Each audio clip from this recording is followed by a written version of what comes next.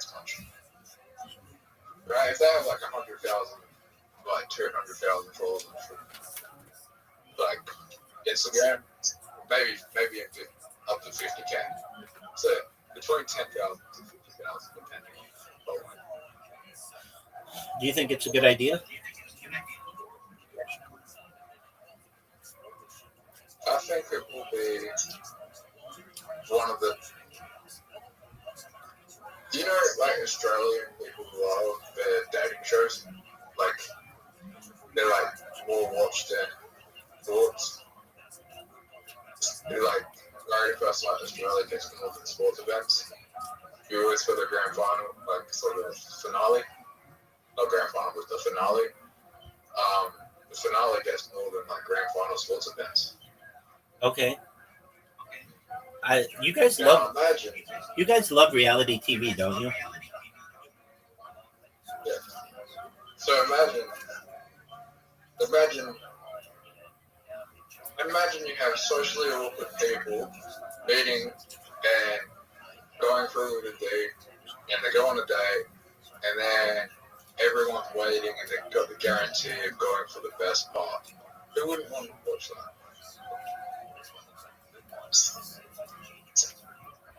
I love it.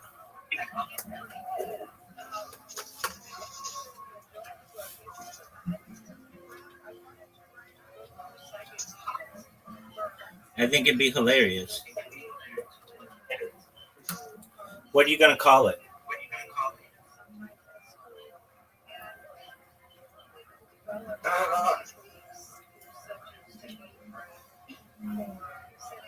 It needs to have a name that rhymes or alliterates. It needs to have a name that rhymes or has alliteration, like uses the same letter. How about Virgin Voyage? Yeah, that's good.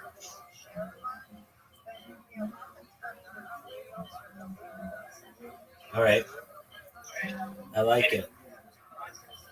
You come in here with some shitty ass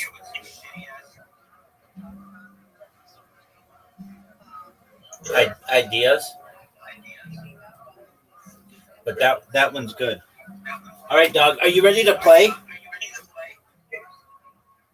you think it's exploitative? I mean, I think any kind of reality TV has some element of exploitation in it.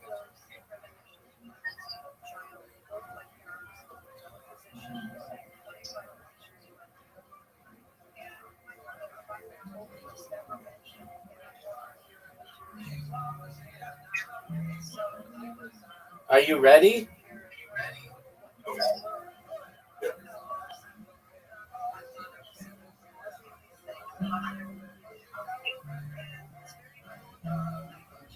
I also have a theory, Rabbi. What's that, big dog? The diagnosis is like certain mental health diagnoses, like autism and stuff, they are making people like psychologically thinking they're different, and it's causing population control where people aren't having children because they think they're different. Okay. Do you have your appointment on Wednesday? Yep. Good job, Sue. Oh, I fucked up. Sure. Okay. Thank you. That's it. YouTube stuff. Yeah.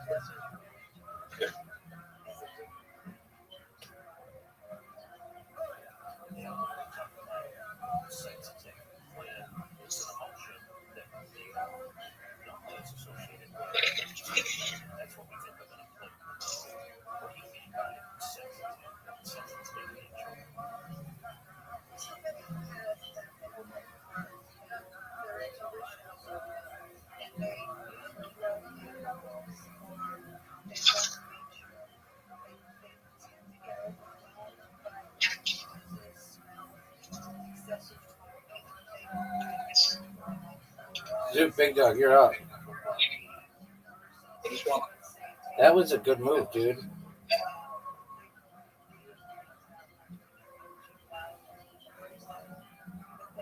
trust with it.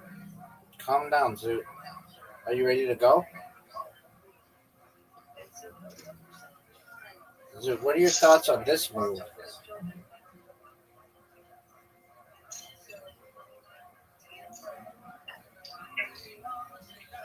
Extra move, Zoot. Oh, baby. Give it to me. Oh, I could fuck you either way. What's the best way to fuck you? Probably this way. Flare, baby. Oh, wow. I got the heel leaf as well. I'm at max hit points. Zoot, you're up, big dog.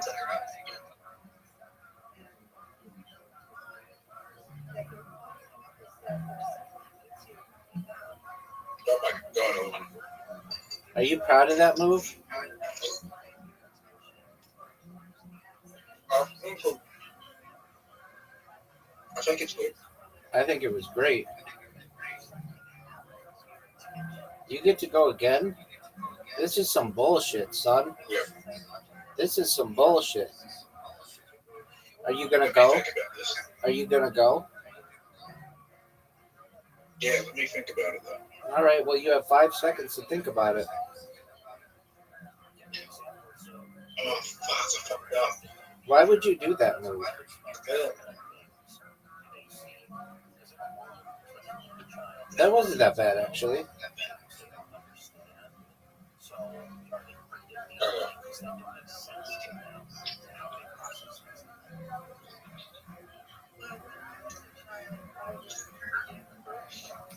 Dude, did you know that I just evolved? Yeah.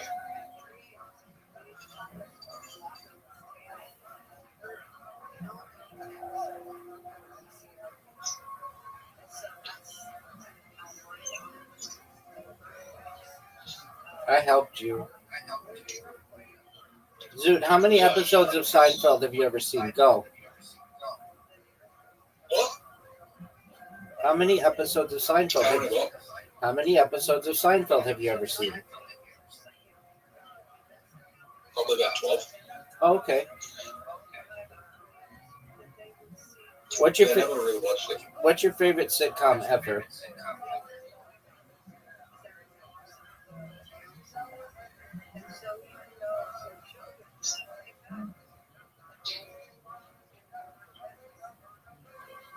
Gamesons? Okay. Live sitcom though? Yeah. Okay. Did you watch the Charlie Sheen documentary, son?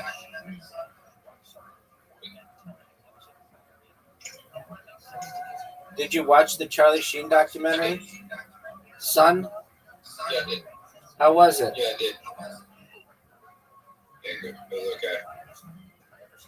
Who do you think is his hottest wife? Denise Richards close. Yeah, for sure, dog. Oh, look at you with your extra moves. Oh, Zoot, look at that you. was a 10. Look at you, and look at all these points you're going to get. You just healed? Zoot, that was really good. Dude, look at you. And you can evolve?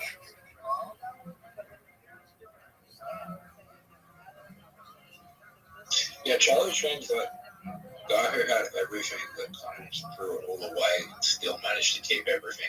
For sure, dog.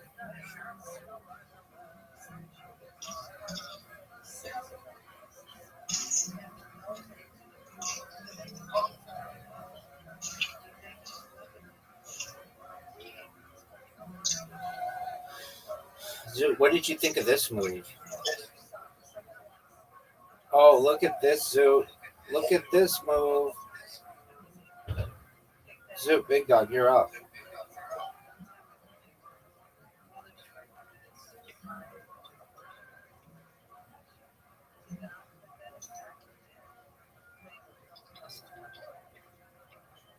What the fuck, Zoot?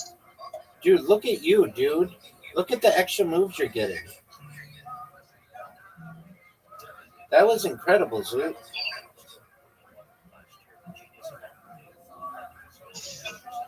Zoot, did you know that's your turn? I made a really bad move. Well, that's okay. You did really well. I don't think I made that bad, actually. But I'll give you a heal.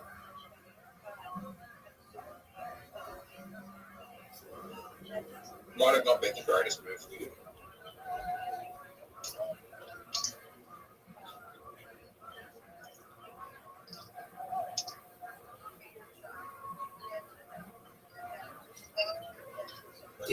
Did you know you're up, Pimp? You can't marry her. Do I think what? You're either.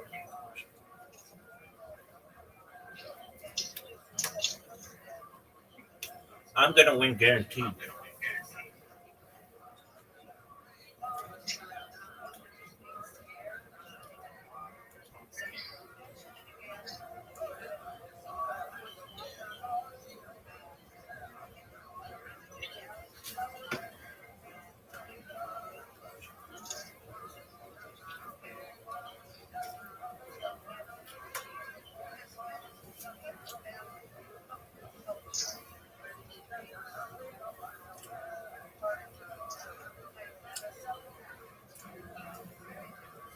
Why did you like 2.5 Men, Zoot?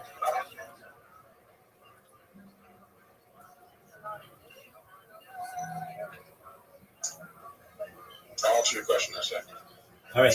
The women they had on 2.5 Men, many of them were smoke shows. Beautiful, beautiful cast of chicks. Many of them.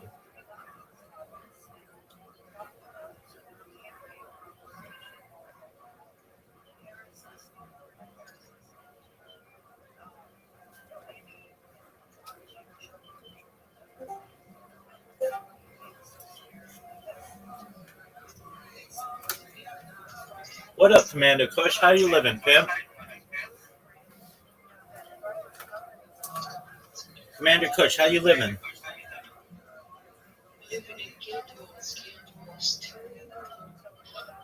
Excellent. Amazing. If I may ask, Commander Kush, how old are you? You're my friend. I know who you are. I know who you are. Yeah, you are. Yeah, I remember you. How you living?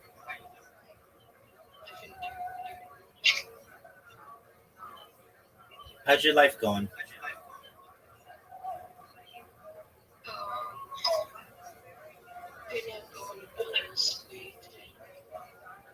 Don't say that.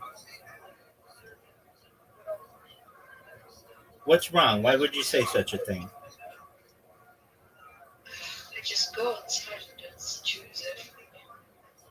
What are you saying, girl? She's saying Israeli stuff. Yeah, she's Israeli. She's Israeli though, so she somewhat gets a pass. Yeah. Oh, you can say it.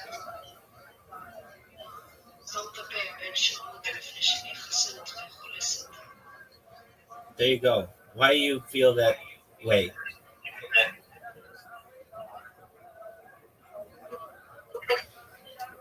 Okay, Rabbi. Are you excited for the new year, Commander? Absolutely. Do you have plans?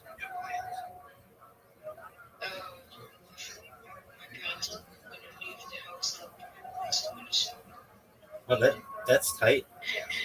Where are your parents going?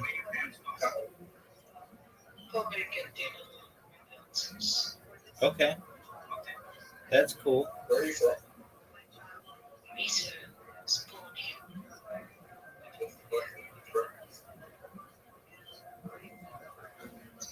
Word, dog. I had somebody in here from Israel last night, and we talked for hours and hours and hours about some of the most fascinating shit I've ever talked with anybody about advanced propulsion and high level physics. It was amazing. You missed out, Commander Kush, but that's okay. So, Commander Kush, you're excited to get high for 5786. All right, that's cool. I swear to God, the world is going to end. I just know it. All right. Well, you're allowed to have any beliefs that you want. I don't think we would, but it would solve a lot of my problems. There you go. You two are just extremely. You guys are extremely positive.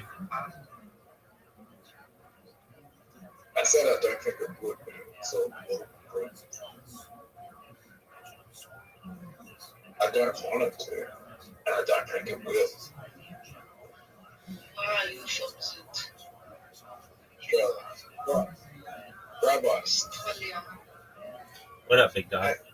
I feel like if the world ends, at least I fucking made it. Congratulations, dog. Don't you think I'll be a Jaden next week to the end? I mean, sure, there's going to be people in nuclear bunkers that live longer than me, but I don't know if that's going to. I don't know if that's going to be a great life living in a nuclear bunker. Okay. Well, it's whatever you want it to be. Commander Kush, what kind of games do you like? Do you play chess, Commander Kush? All right. How do you smoke your weed? You roll it? Oh, okay, like a spliff? Excellent. Do you smoke cigarettes? Okay, I've got you. Excellent. Your parents don't want you to smoke, though? Yeah, no, I get what you're saying. Oh no. Of course they don't. Yeah, welcome to the club. That's like basically. That's what do you say? עוד מעט. לא שכחתי, הכל בסדר. לא שכחתי. You're saying? כן, כן, אני גם אצל השם. She's speaking Hebrew. Yeah, she's saying no, something, and then yes, something.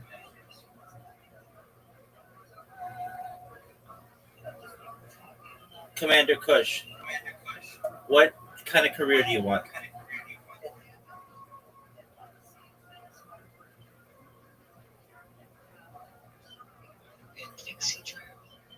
All right.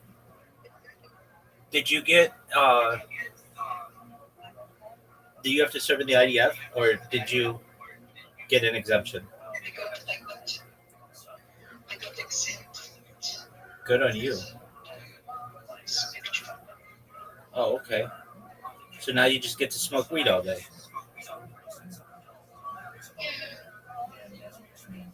All right, that's tight. Zoo, do you know you have an invitation? No, I'm talking to Zoo. Do you know I've already won? All right, Zoo, are we playing? All right, well, what game are we playing? Accept your invitation, son. There you go. All right. What do you do for the high holidays, Commander Kush?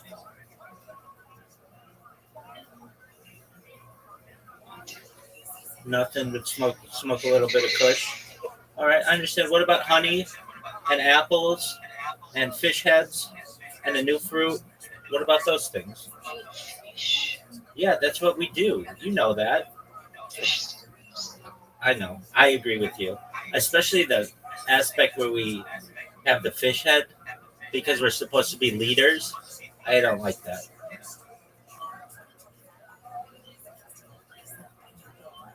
It is what it is, though.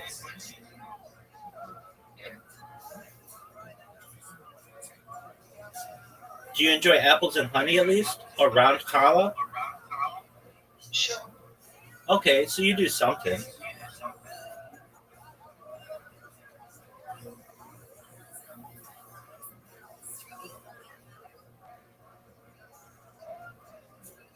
Okay, yeah, answer your question while I talk off man, Rabbi. Yeah, you were gonna tell me that. Yeah, why? Why is that, Zoot? Because, well, besides from the Ashton Kutcher scenes, every character was cast to play the role. Like, Charlie Sheen was just Charlie Harper. He was playing himself. I'm agree. So I agree. fit him so well. I agree with you on that. That's, I think, an excellent insight. And who's the other brother? John Carter, Yeah, Alan, yeah. John Carter. He won an Emmy for that show. It wasn't the Ashton Kutcher seasons, but he played that role really well. And then the kid, frankly, the kid kind of annoyed me. I'm not gonna be deceitful, but he did have some zingers. And then they had that housekeeper. She did a good job. And the mom, I thought the mom was like one of the best characters. That lady did a really good job. Well, the show went on for far too long, and it ended fucking terribly because of Ashton Right, Kutcher, where it kind of made no sense, right? right, The ending made no sense. right.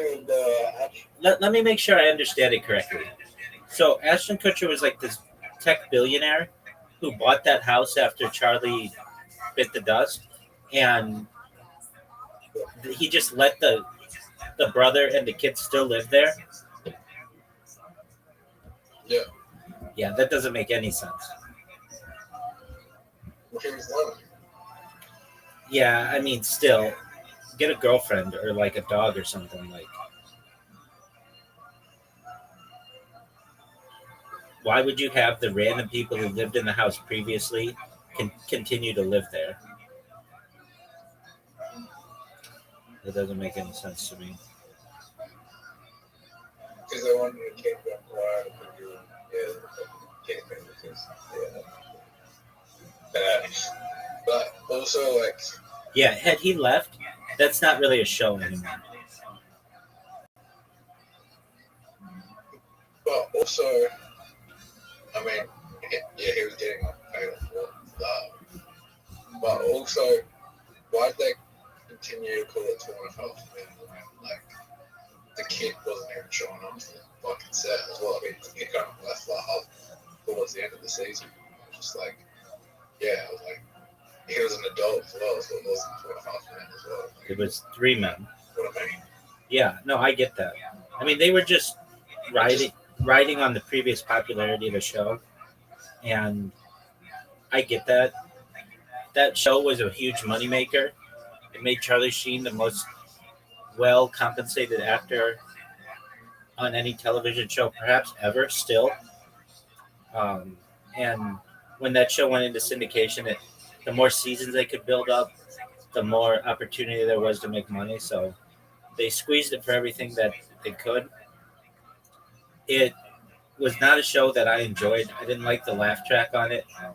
I didn't like that. A really big thing that I didn't like, and this may sound unique perspective. I didn't like all of the sexual jokes that they made around that kid. I just didn't think they were appropriate.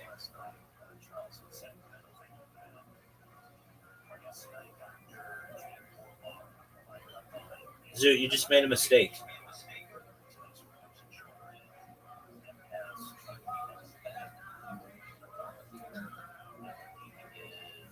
But I don't think there's anyone out there who wouldn't fucking want a life like Charlie Harper.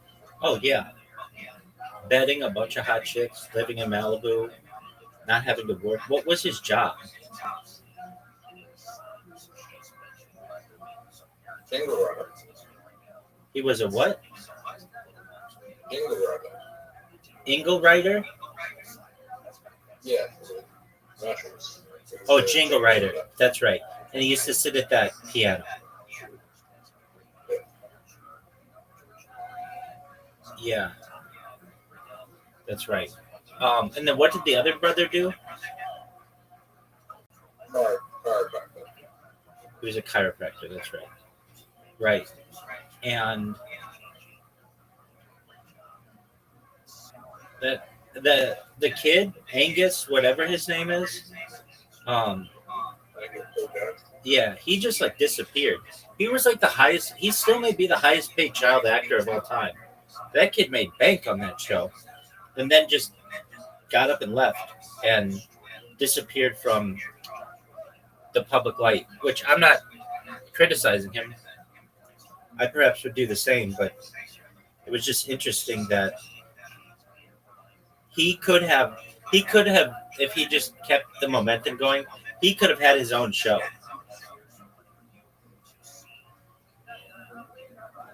In fact, if he was willing to do it and he just played the Charlie Harper role, they could remake that show with him.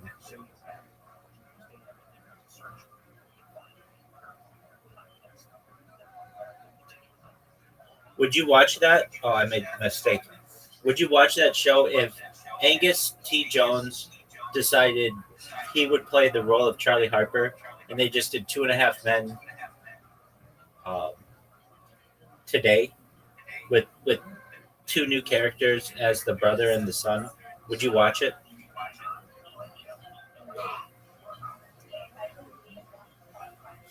I understand what you're saying, but I think that could work. Did you ever watch Young Sheldon? No, no. Yeah, I did. I don't like those Chuck Lorre shows. I like one of them, but it was a long time ago. Um, Which one? he was a writer on Roseanne, and that was a very funny show in the United States in like the late '80s, early '90s. It got terrible, but at one point it was the biggest show on television. And then he wrote for Dharma and Greg, and then he produced Dharma and Greg, which was garbage. Though I did watch it, and then like some of them, and then he wrote uh, like Two and a Half Men, and then he did Two Broke Girls, or he did Big Bang Theory as well. And I just I don't like laugh tracks like that, and they kind of annoy me. I heard 2.5 minutes is the biggest. Uh, what about Big Bang Theory? I think 2.5 minutes is bigger than Big Bang Theory. Okay. Oh, look at you. Why do I think that? Simple, because the actors were paid for. Yeah, but there were more of them in Big Bang Theory.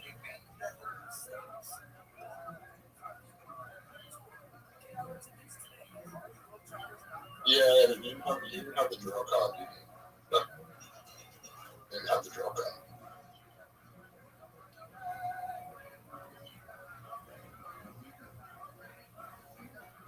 So what should I do? I mean, can you name of the main cast from Big Bang Theory? I cannot. I cannot. No, they had. I didn't like that show. Did you ever watch Friends? Yeah. Did you like it?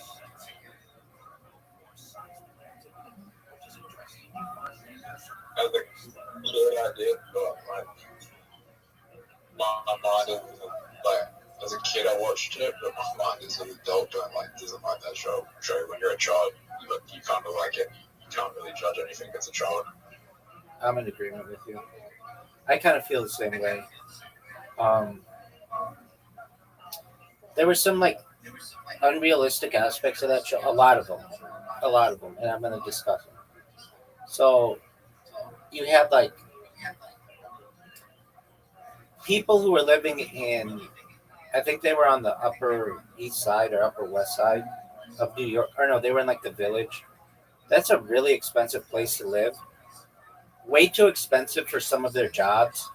Like Rachel was like a waitress or like a server. Like she couldn't have lived there. Monica was a chef. Unless you're like at one of the best restaurants in New York City, it's really expensive to live like that. Now I know the story is this: they were sub renting under their grandma who lived in Florida or something like that. So that's how they got that apartment. But still, it was not very realistic. Then it's kind of weird. Okay, so they have the two guys who live across the hall. Joey, who is like an out of work actor, which would be really hard to make rent, and Chandler, who actually had a really good job. They didn't really go into it all that much, but he was basically like he was basically like a data analyst, and back in like the '90s, at age 26, he was making like a lot of money, so he was doing okay. You had Phoebe, who you barely ever see her apartment, but like she was a weird person in the show, and they like she made money by like basically being a musician, and that would just be a hard way to make money. Oh, she was a masseuse as well, and that's just a hard way to make money, especially if you're not like doing. Yeah, probably unless she was an erotic masseuse. Yeah, but she wasn't. Like I think they went into that in one episode where somebody wanted more, and she just thought it was really creepy. And then you have Ross, who was a paleontologist, which pays well, but he like made so much money that he could like live across the street from his sister or whatever and just come over all the time.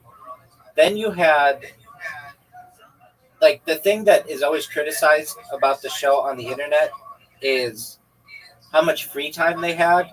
Like if you're working a normal job, you can't just go have coffee at like noon for like 2 hours or whatever they were doing. Like you've got to fucking get to work, especially in New York City. Like you want to get something to eat, and they were just really, really casual about it.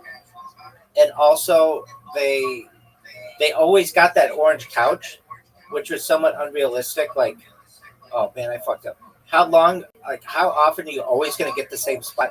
Even though the lore is that Gunther, the like manager of the coffee shop, reserved that couch for them. Nobody would do that in real life. They would be like, it's first come, first serve. Like I've been a regular at a coffee shop before. It was like a coffee bean and tea leaf, and they didn't ever fucking reserve a seat for me. I didn't really stay there, but nevertheless, I'm not sure that they would. I'm almost certain they would not. Um, and I know it was a different time. And then there's some weird aspects of it. Is it my turn? Yeah, it is. Uh, regarding Monica and her relationship with her brother, like,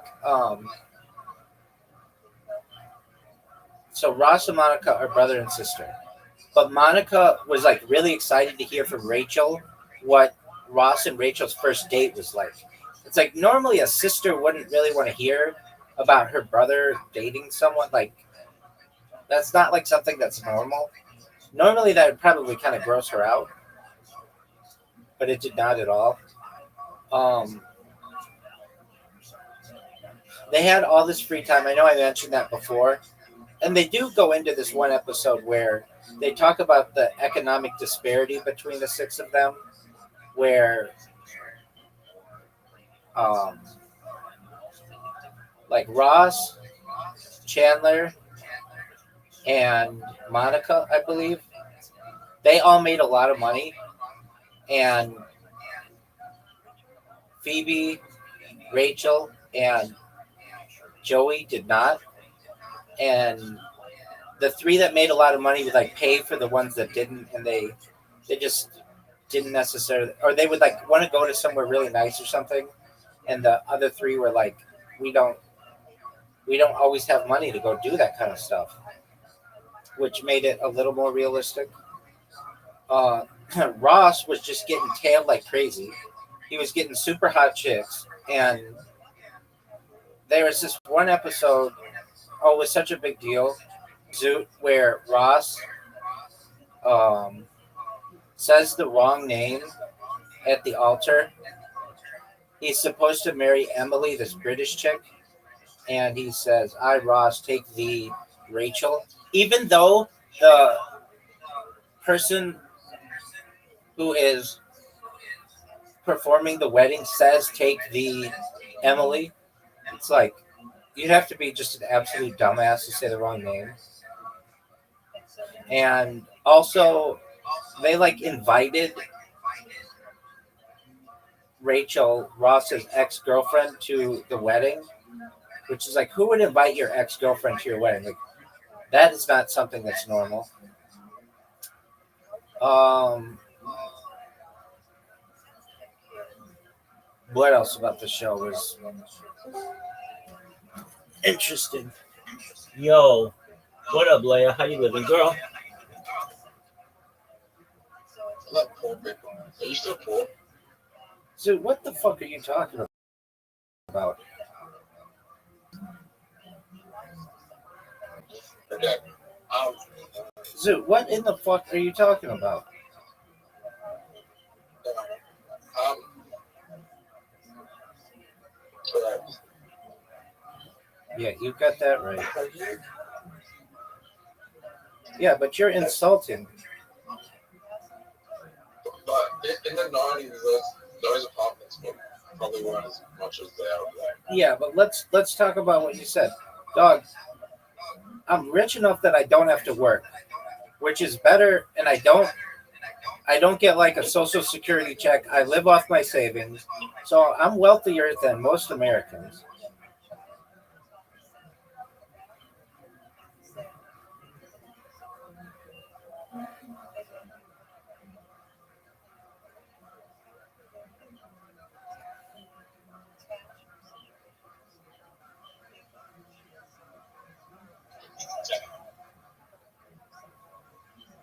So how much would rent be in New York City in those apartments back then? Um Back then it's kind of hard to judge. I mean, for today's dollars. Back then probably I don't know. Their rent would probably be like $1,500, something like that. And that's with them not $1,500 a week. no a month. But that was in 1990s dollars. In today's dollars, those apartments are probably $4,000 each. A month. Yeah,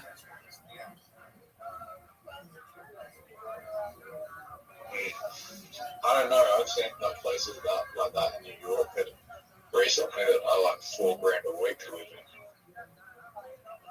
in.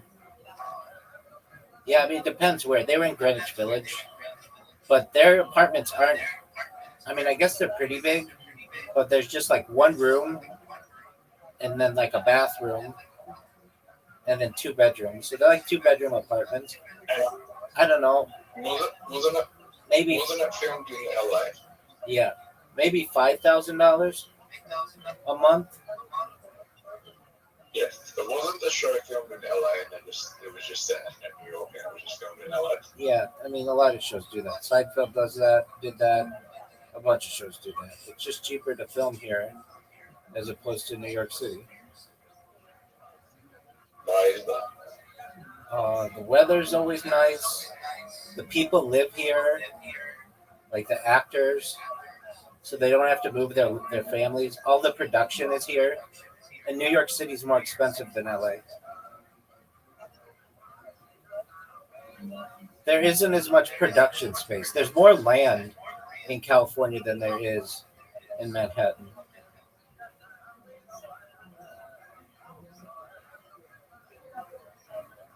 So what they do is they generally shoot on sound sets, and then just do the exterior shots of somewhere where they want it to be.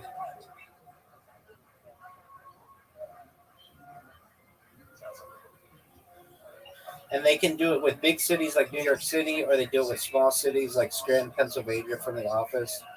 The Office was filmed in LA.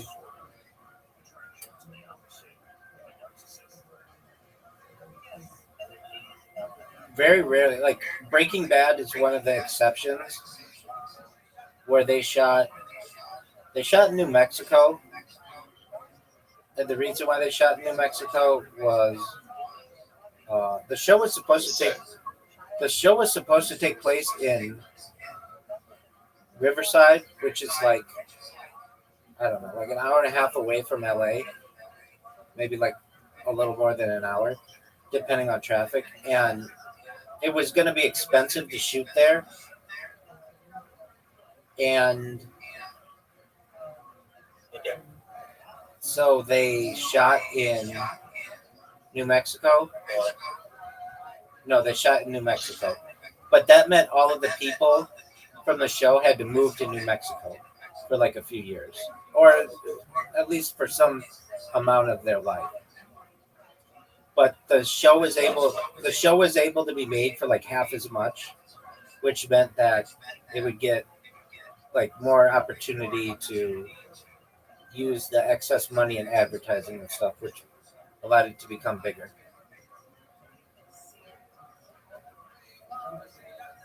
Oh fuck, dude.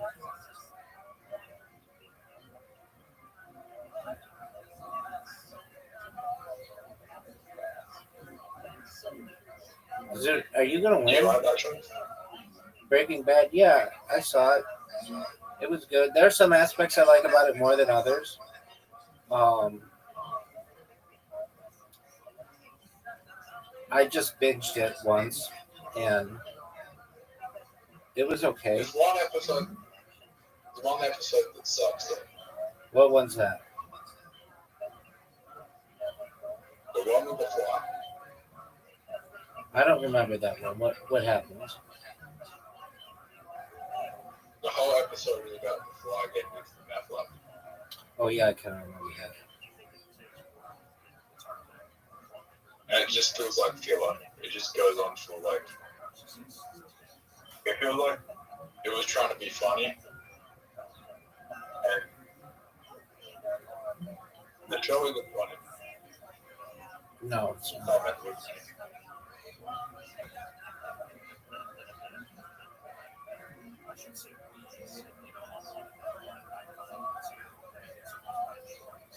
It just feels like the person who wrote that episode, and I can't remember who wrote it, but That Gilligan guy. you know, I think it could have been him or it could have been Brian Johnson who went on to make Star Wars. The Star Wars episode that everyone hated. It could have been him. Let me look it up for that episode. No one gives a flying fuck about that. Just play the game. But after this game, we're going to look up it earlier. All right, that's allowed.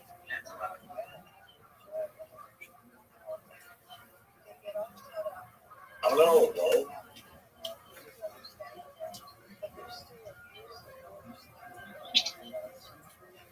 Are you proud of your evolution? No.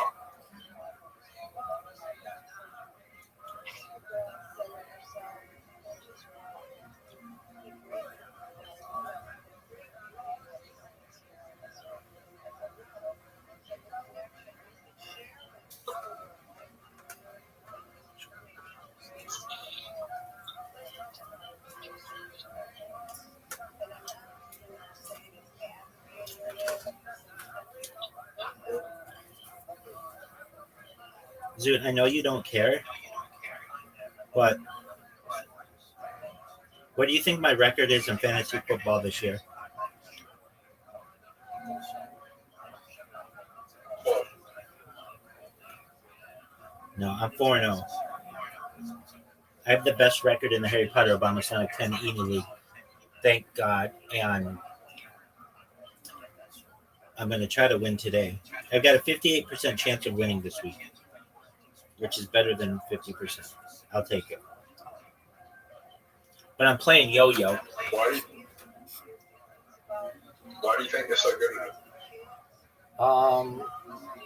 It's really fortune, but I did a lot of research in drafting, and I pay a lot of attention to it because I have like the notifications on my phone, and but the thing is, I had a really bad draft spot, which means that um,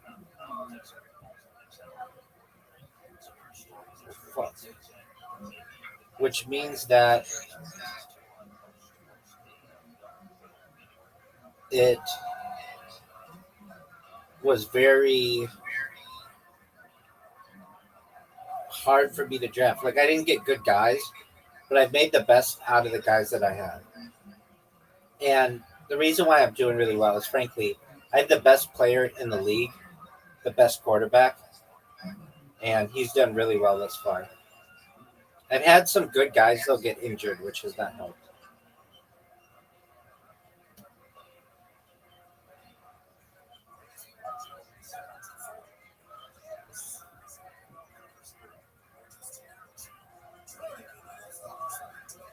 Look at this move, Zoot.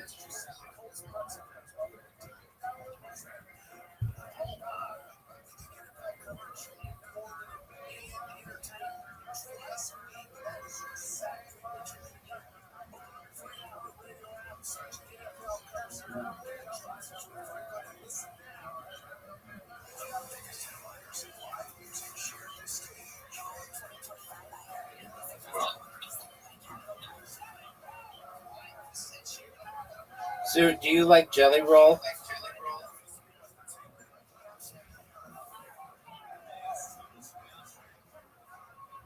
Yes.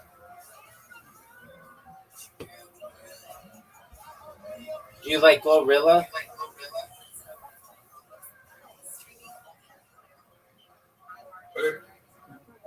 Glorilla? I don't know who that is. No one does. Look at this move, Zoot. Zoot, you are on the fucking ropes. I think I can come back.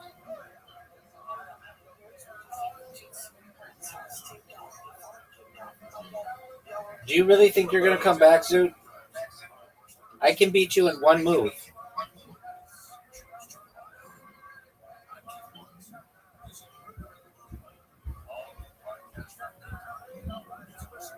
I'll beat you right here. Oh, no, I won't. You just fucking saved yourself. Or that, taking away all that shit, dude. You were going to lose. Dog. Dog. Oh, dude, this is a big one. Oh, you fucked up.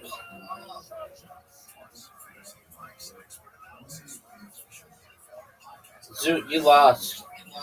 Unless you heal, you lost.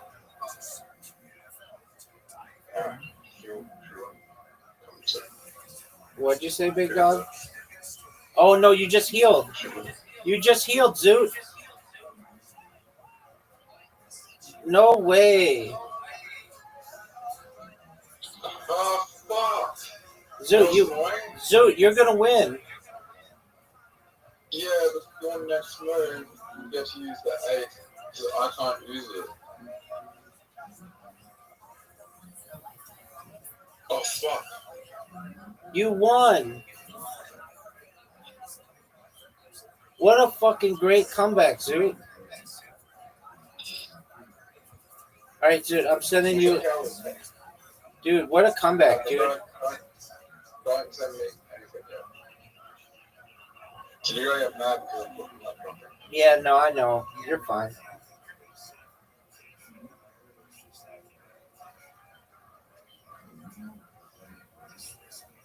Yeah, so it was directed by that Fly episode was directed by Ryan Johnson, who made Star Wars The Last Jedi. People hate that movie. All right, do people like it when you accept the invitation to Karam? Yeah. Fuck off. Zoot, you have an invitation. You know you're extremely impatient. Zoot, I wait for your ass every fucking night. You're like the most impatient person I've ever met. You're the slowest person I've ever met. So how about you hurry the fuck up? So you have a Karam invitation. I'm going after this game. I'm going to play for a game. Okay. No, we're gonna play Moncala after this.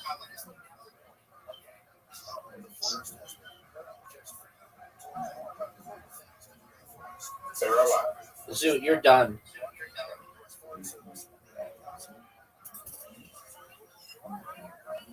What up, baby? You like the update with it?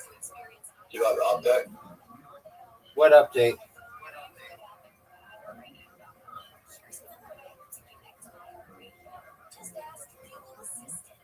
Oh, with that? Yeah, no, that's kind of lame. I get it though. I always do the purple devil guy.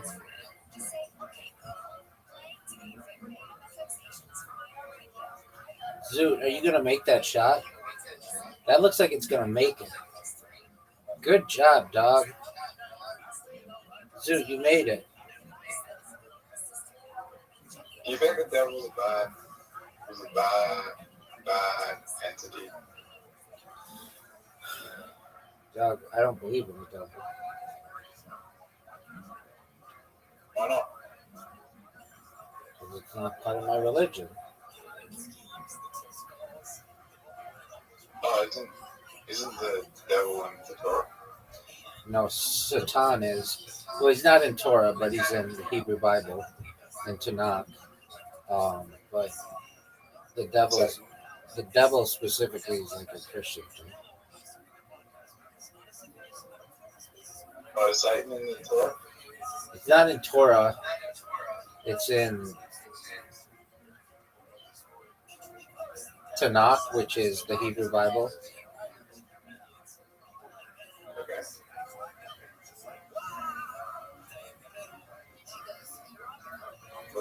Was they a bad entity?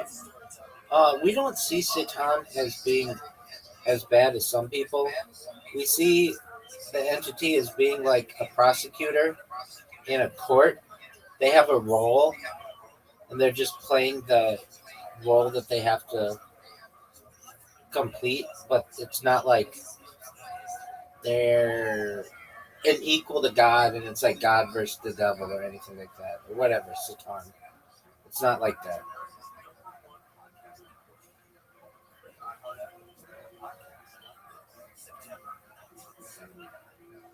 Is Lucifer in there? We have what's like known as Morning Star.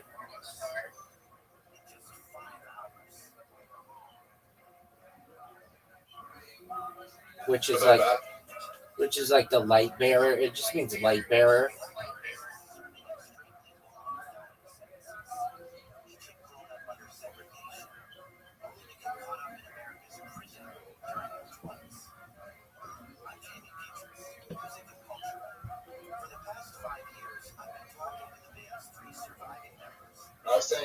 I've seen demons. So.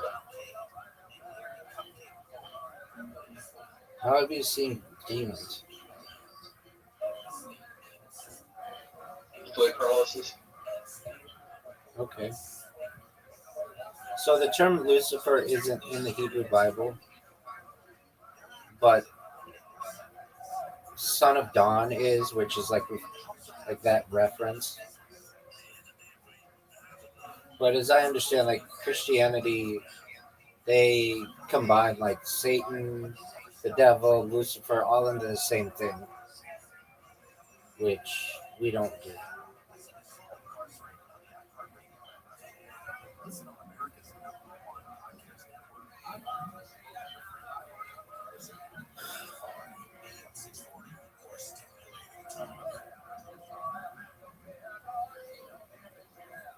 So who's the villain then?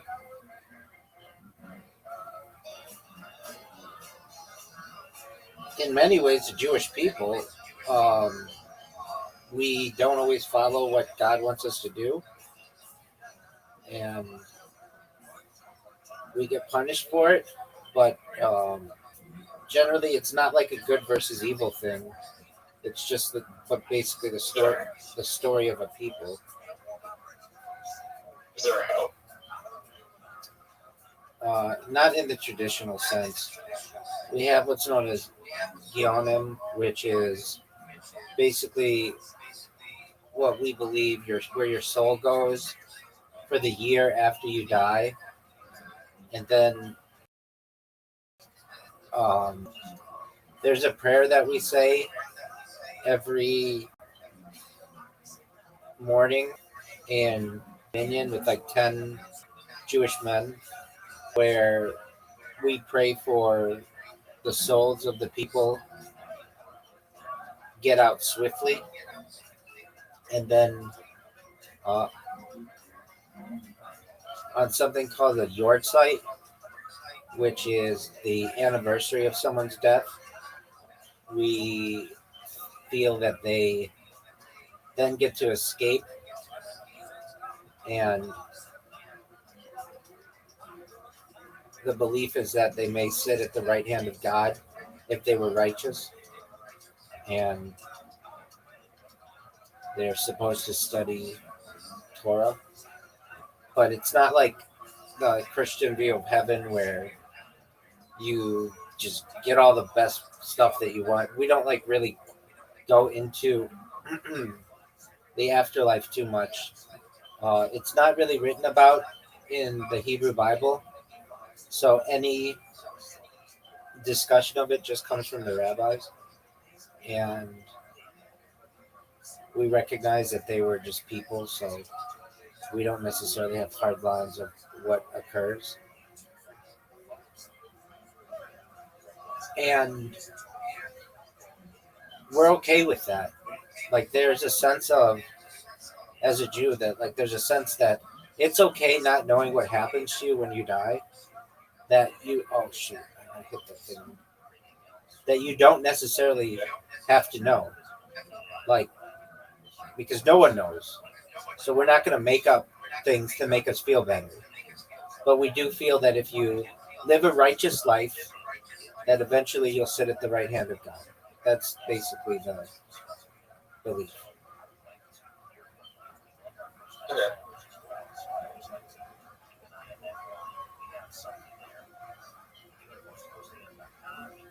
I do think heaven and hell are just metaphoric terms. Metaphoric terms. Yeah, I mean that's what we feel as well, to some extent.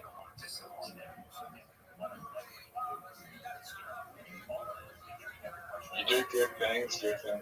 You do bad things happen.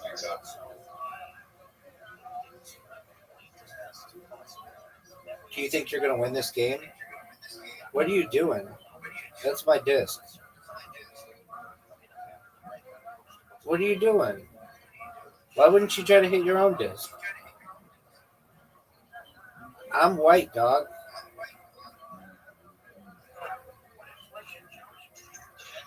Because I made it a hard shot for you. Dude, you made it super easy for me. Oh, man, did I make it easy for you?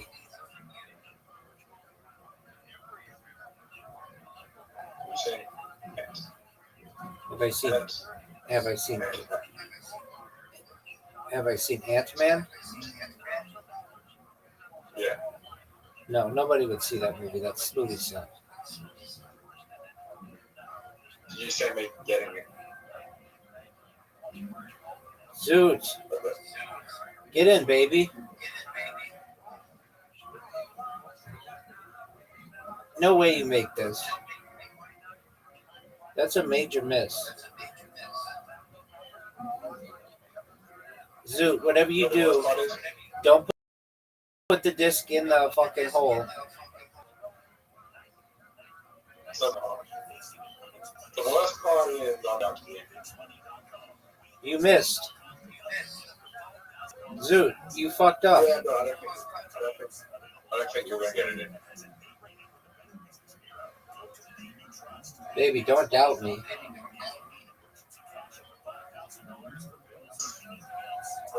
I dedicate this shot to your comedy career. Are we playing my call? Yeah, we are, big dog. I love One Collar. It's so simple, but it's so much fun. I remember when I first started playing it, I didn't know what to do, and I was like, this game sucks. But then very quickly, it's not a hard game to understand. And then it was like, oh, this game is fucking amazing. Oh, maybe. Are you gonna go, Zoo? What's the worst Star Wars movie?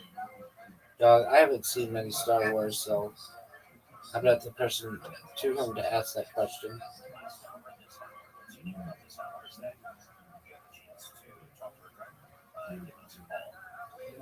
What are you gonna do, Zoo?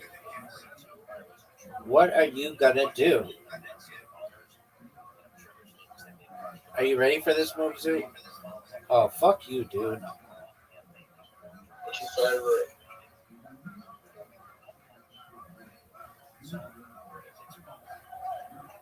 What are you gonna do, Zoo? I'm gonna kill you. Calm down, dude.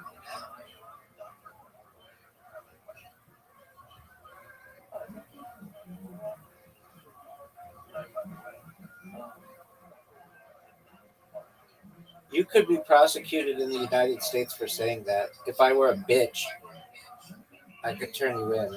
But I'm not. I'm a cool motherfucker.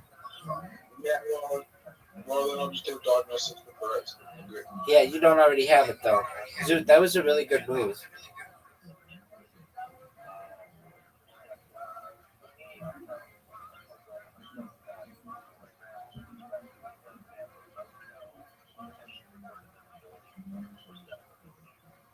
Yeah, this is a good move. Rabbi, that's terrible. Thanks, baby.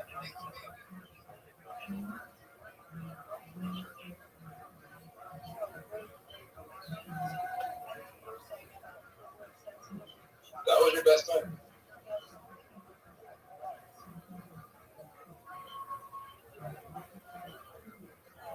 Are you gonna die? Calm down, Zoo. I hope I don't. Zoo, you're struggling with your Tourette syndrome tonight. Yep. Are you gonna go? No.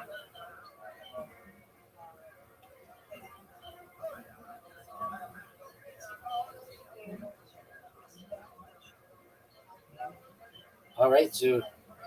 What's gonna happen here? What are you gonna do?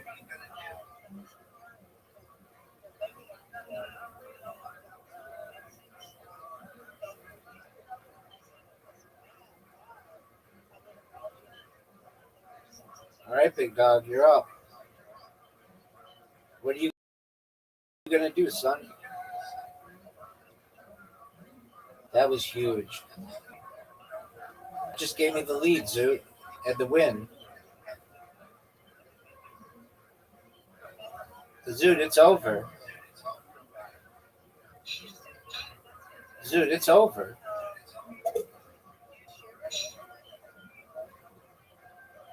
Zoot, you're done. It's game over for you, baby.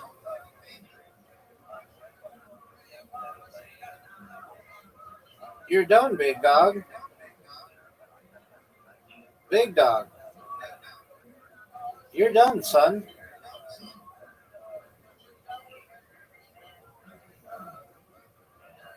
Game, set, match.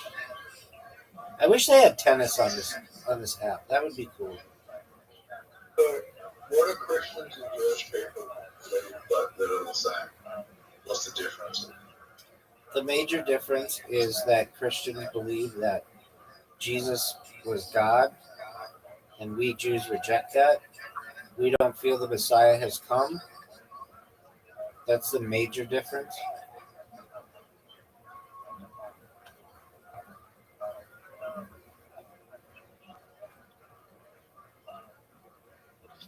Jesus was a Jew himself. Yep.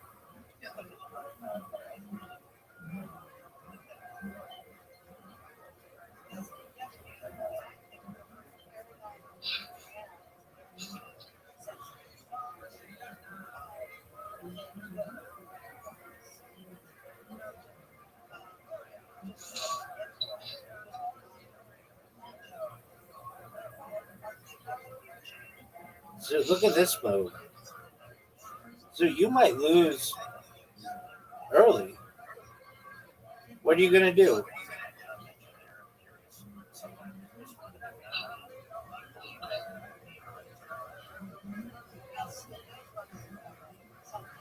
I lost. Yeah, you did. I'm going to let you take that one. I don't have any on the boat. You lost. Yeah. What's by what? I think that's the biggest one I've ever seen. What was the score? 40 to 8. Yeah, that's I don't know if I've ever beaten anybody by more than that. That's like the biggest score I ever had.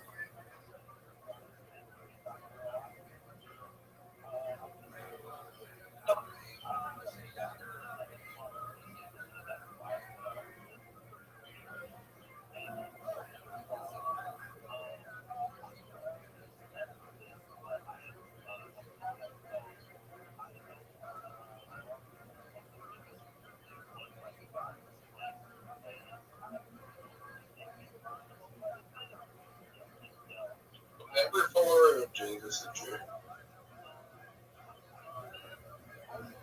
Yeah, it's arguable because Christianity hadn't technically been founded yet. It was just in its infancy.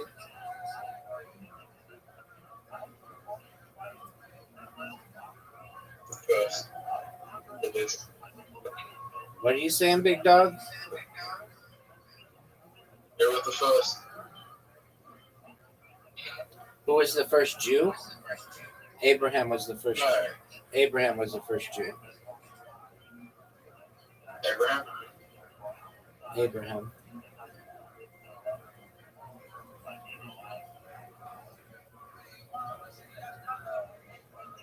You're up, big dog. It was Moses. He was a prophet who spoke with God on Mount Sinai and gave us the oral Torah and led us out of Egypt and died before he got to the promised land. And he wrote Israel, but he wrote in our tradition, he wrote the 5 books of the Torah. They're known as the 5 books of Moses.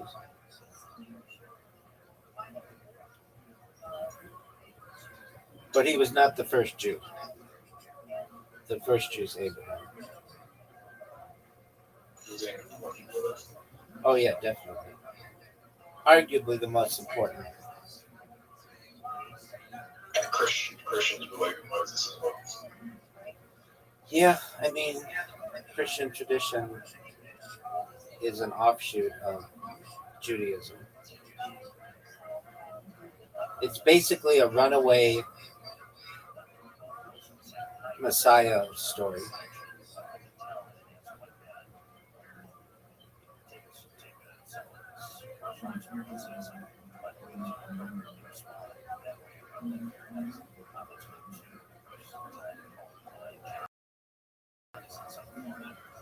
Do you think you're going to lose again?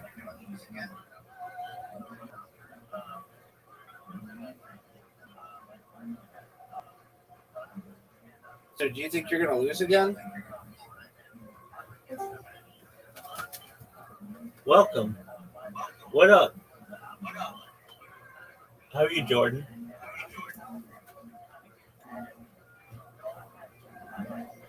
Regardless of your views of his existence, do you think Jesus was a good person? I think a lot of Christian views have some positive aspects. Many of them are rooted within Judaism.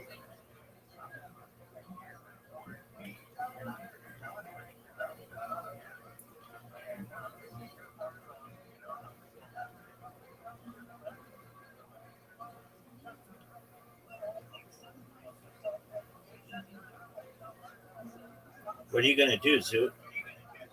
That was a major, major fuck up.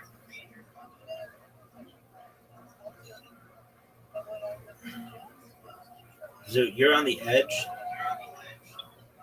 of losing.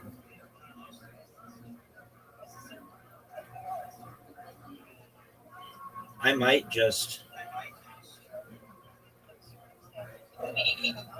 straight up win right now. So I You're up, Zoot. live in a Christian country, like, well, Christian / Catholic country. Like a lot of people here are Christian Catholic. But I also grew up around a lot of black people going to school who are part of indigenous tribes that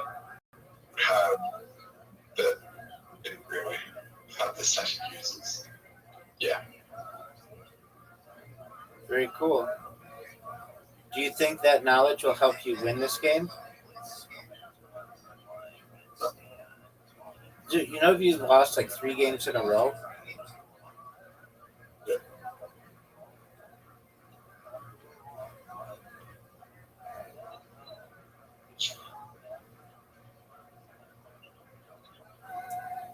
Are you gonna go?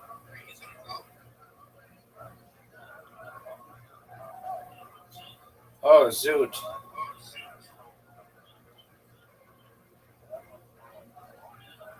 You're up, pimp. Major mistake. Ground control. This is ground control. The major Zoot. You're fucked and just lost again. Zoot, you lost. Dude, this is going to be a huge win for me. Maybe bigger than any other we've ever had. Do it, Zoot. Look how big this win is. 43? Hold on. Is it 43 to 42-5? Let's try and do something. I'm going to try and get the lowest score possible. Okay. What do you think that is? Do you think I can get 0? I mean, I'm so bored. we could just look that up. Hold on. What is the biggest blowout possible in Moncala? See what's that?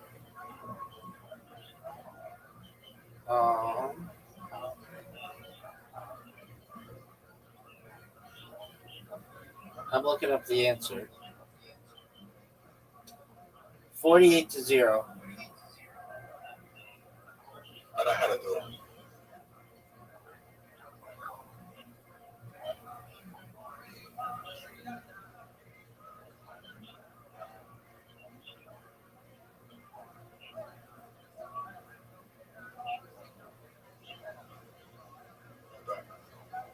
Hold on, big dog. Sure, I'm just letting it go. I'm reading. 48 to, yeah, it's possible.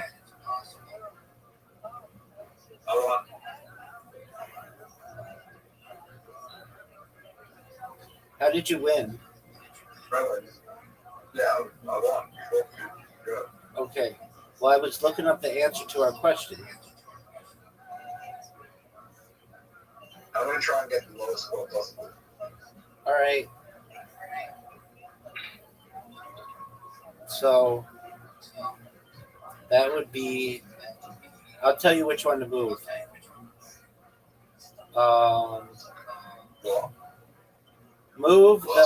Move your furthest one back.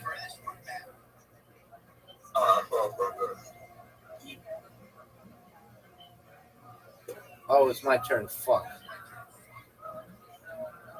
Okay, don't get anything. Whatever you do, don't put anything. Fuck. I fucked up. Fuck off. Wait, Fuck. you already scored. Yeah, we fucked up. Yeah, I'm resigning. We're gonna try it again. All right.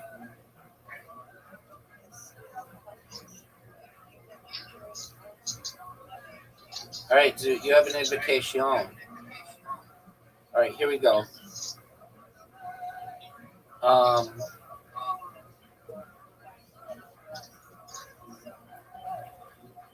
right. Whatever you do, don't score. Fuck. Yeah, you Fuck. already fucked up. Fuck. You already fucked up. I don't fuck up. Yeah, you did. I don't fuck up. Okay, now you didn't. Good job, Zoo. We fucked up. No, I collected all your shit. Oh, you scored.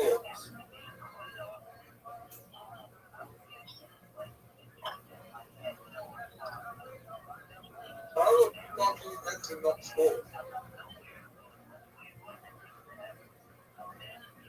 Move the. How the possible not Well, you just fucked to up. score? You just fucked up. Oh.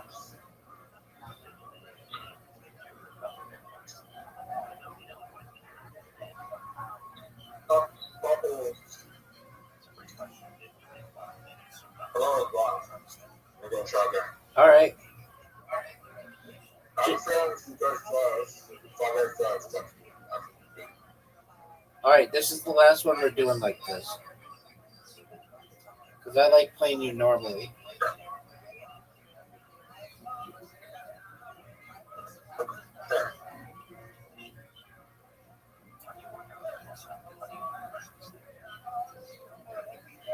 fuck.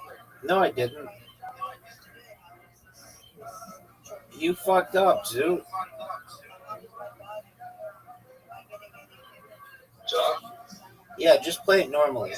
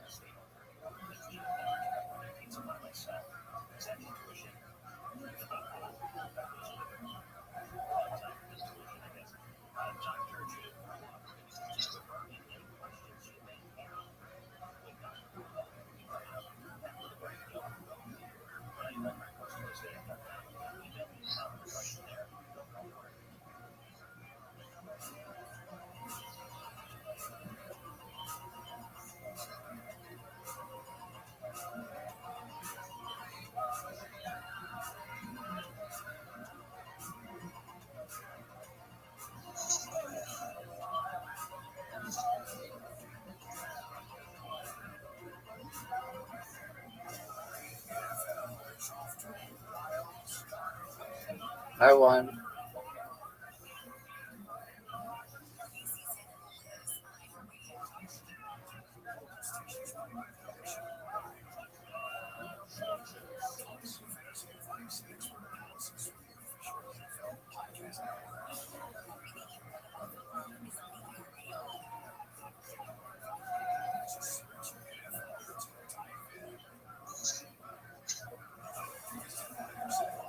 All right, Zoo. Last game.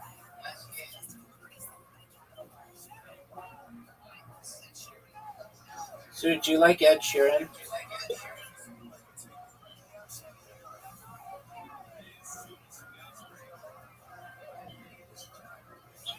I think he's a good singer. Do you think Nicole Kidman is hot as fuck? I just asked you a question. Do you think Nicole Kidman is hot as fuck? Oh, she totally is.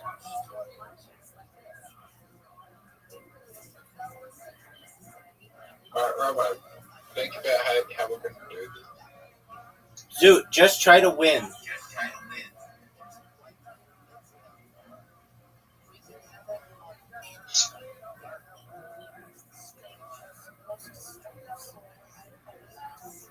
Oh, fucking hell. Zoot, you're up, big dog.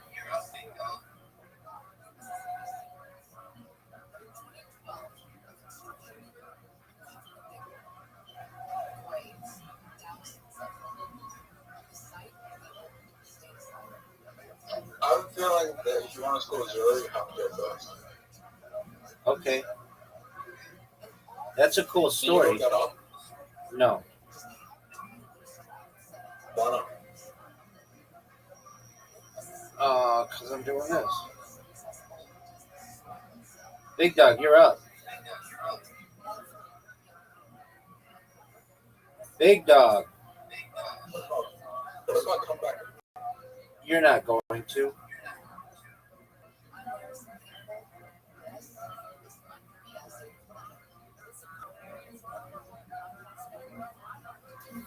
You're up, big dog. Zoot, you just lost.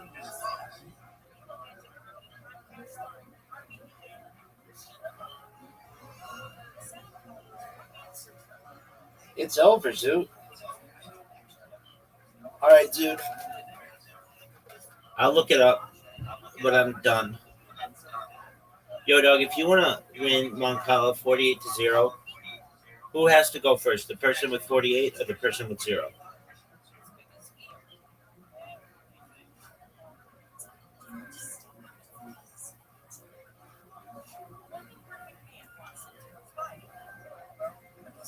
Nobody must. Either player can make it 48-0. Does that answer your question, Zoo? I've applied for make it 48. That's correct.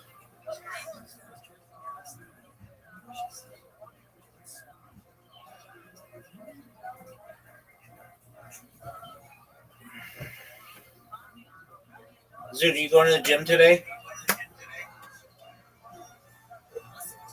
Yes? Zoo. Zoo.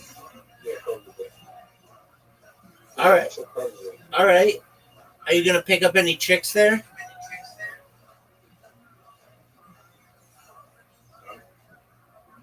All right.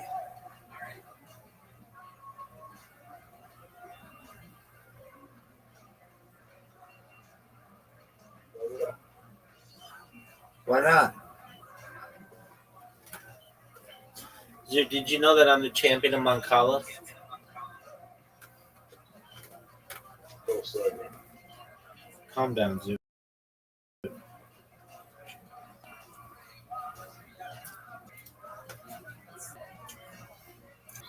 There's like 2 girls that goes to the That's it?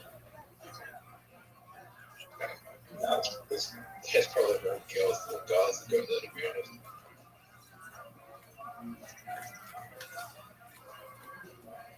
It's broken. I have one.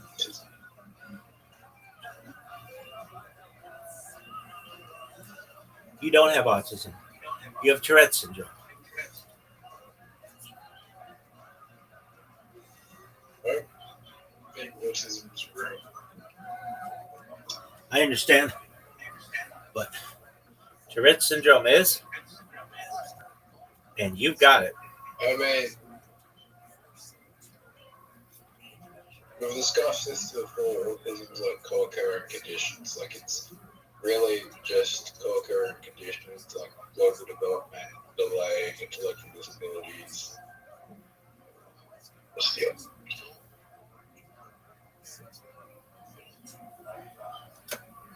Going about it, program speed.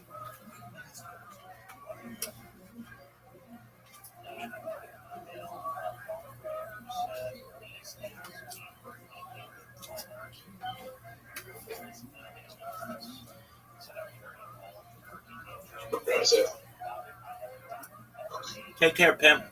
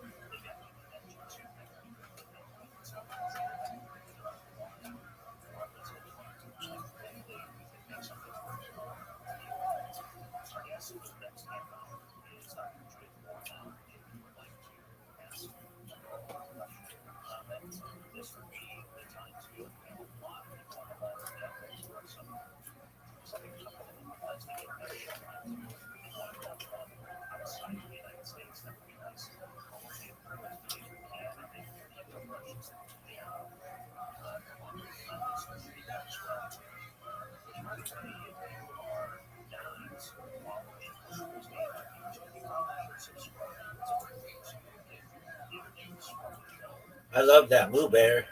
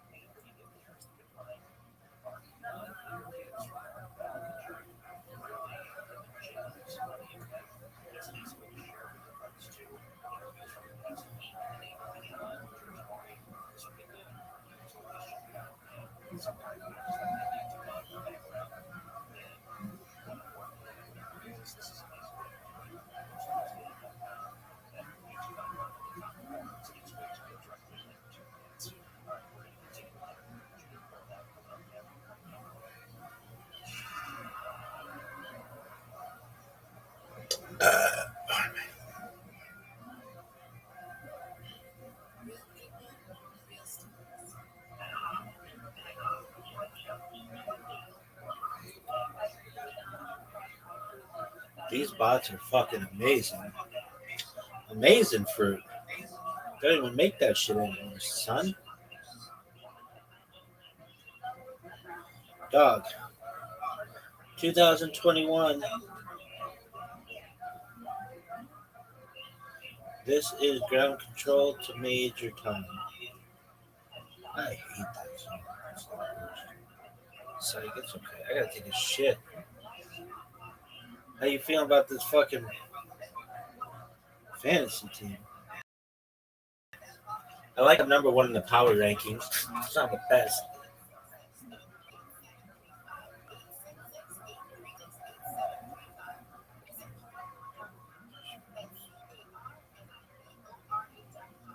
Dog, I gotta take a shit. Look at this athleticism, though.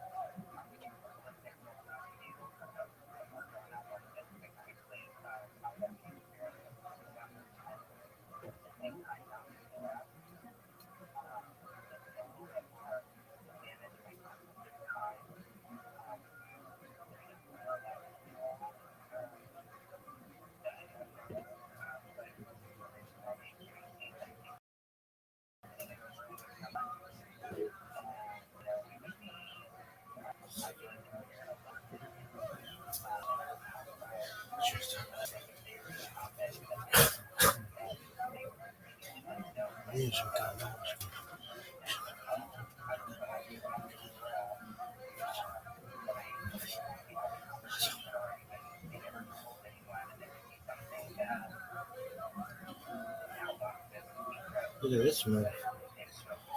Just Look at this athleticism. just one big gigantic moment. Because we don't last. You know, time's only important. Look at this move. Mindfuck. And this athleticism. Exactly. The real mindfuck is that you're done. They say you're done. Dude, I watched a fucking guy get killed by a bear today. Somebody put it on the board. It was a trained bear. It was a trained bear. And the trained bear had been in movies before, man. And the fucking guy Was he jumping? he had this bear in this pen. They're training it. Dude, this bull just turns on this guy out of nowhere and rips his throat apart. The bear just stares at it and shakes him. That's why I never want to go up in space and look at the view of the past. Years. I want fucking bears up there. I was watching Sam Palin, just the promos for that shit on Discovery or wherever it is. And that bitch is fishing next to grizzly bears. And I just want the grizzly bear to go, fuck you, I'm Union. I got Union during the Grizzly Man movie. I'm gonna get your ass. I'm coming in, just attack the fucking boat. And fucking, they're powerful animals, man. They can rip a horse's fucking head off with his paw. I've talked about it too much for the past few weeks, and I talked about it yesterday on the Tom Green podcast, but there's a video you should see, folks. It's a bear eating a moose alive. And it's on the internet. You want to know how ruthless fucking nature is, man? They're fucking brutal. They don't even kill you, man. They just start eating. Yeah, I don't care. They hold you down and eat you. While you're still fighting, Jack. Yeah, kill me first. This video, though, the crazy thing is, this is a trained bear. This guy raised his bear and trained it, and his I believe it was his cousin was in the rink with it, you know, as they were working with the bear, and the bear just, for whatever reason, just decided to attack him out of nowhere, unprovoked, just fucked him up, man. You think so? Yes. Why are you fucking with a bear? It's a bear. It's just trying to make some money. That's what the bear trainer. Let it just chill. Somebody's gotta do. Like, if you can have a movie where you have a guy wrestle a bear, someone's gotta train that fucking bear. We can't have a movie CGI. Yeah. You know what? You ever seen that movie? You ever seen that movie Congo? Yes. Yeah, when they had those big crazy monkeys that were so obviously men with monkey suits. Yes. It was annoying, man. Yeah, it's fixing all this. If it's I think Clark Duncan was a working man. I mean,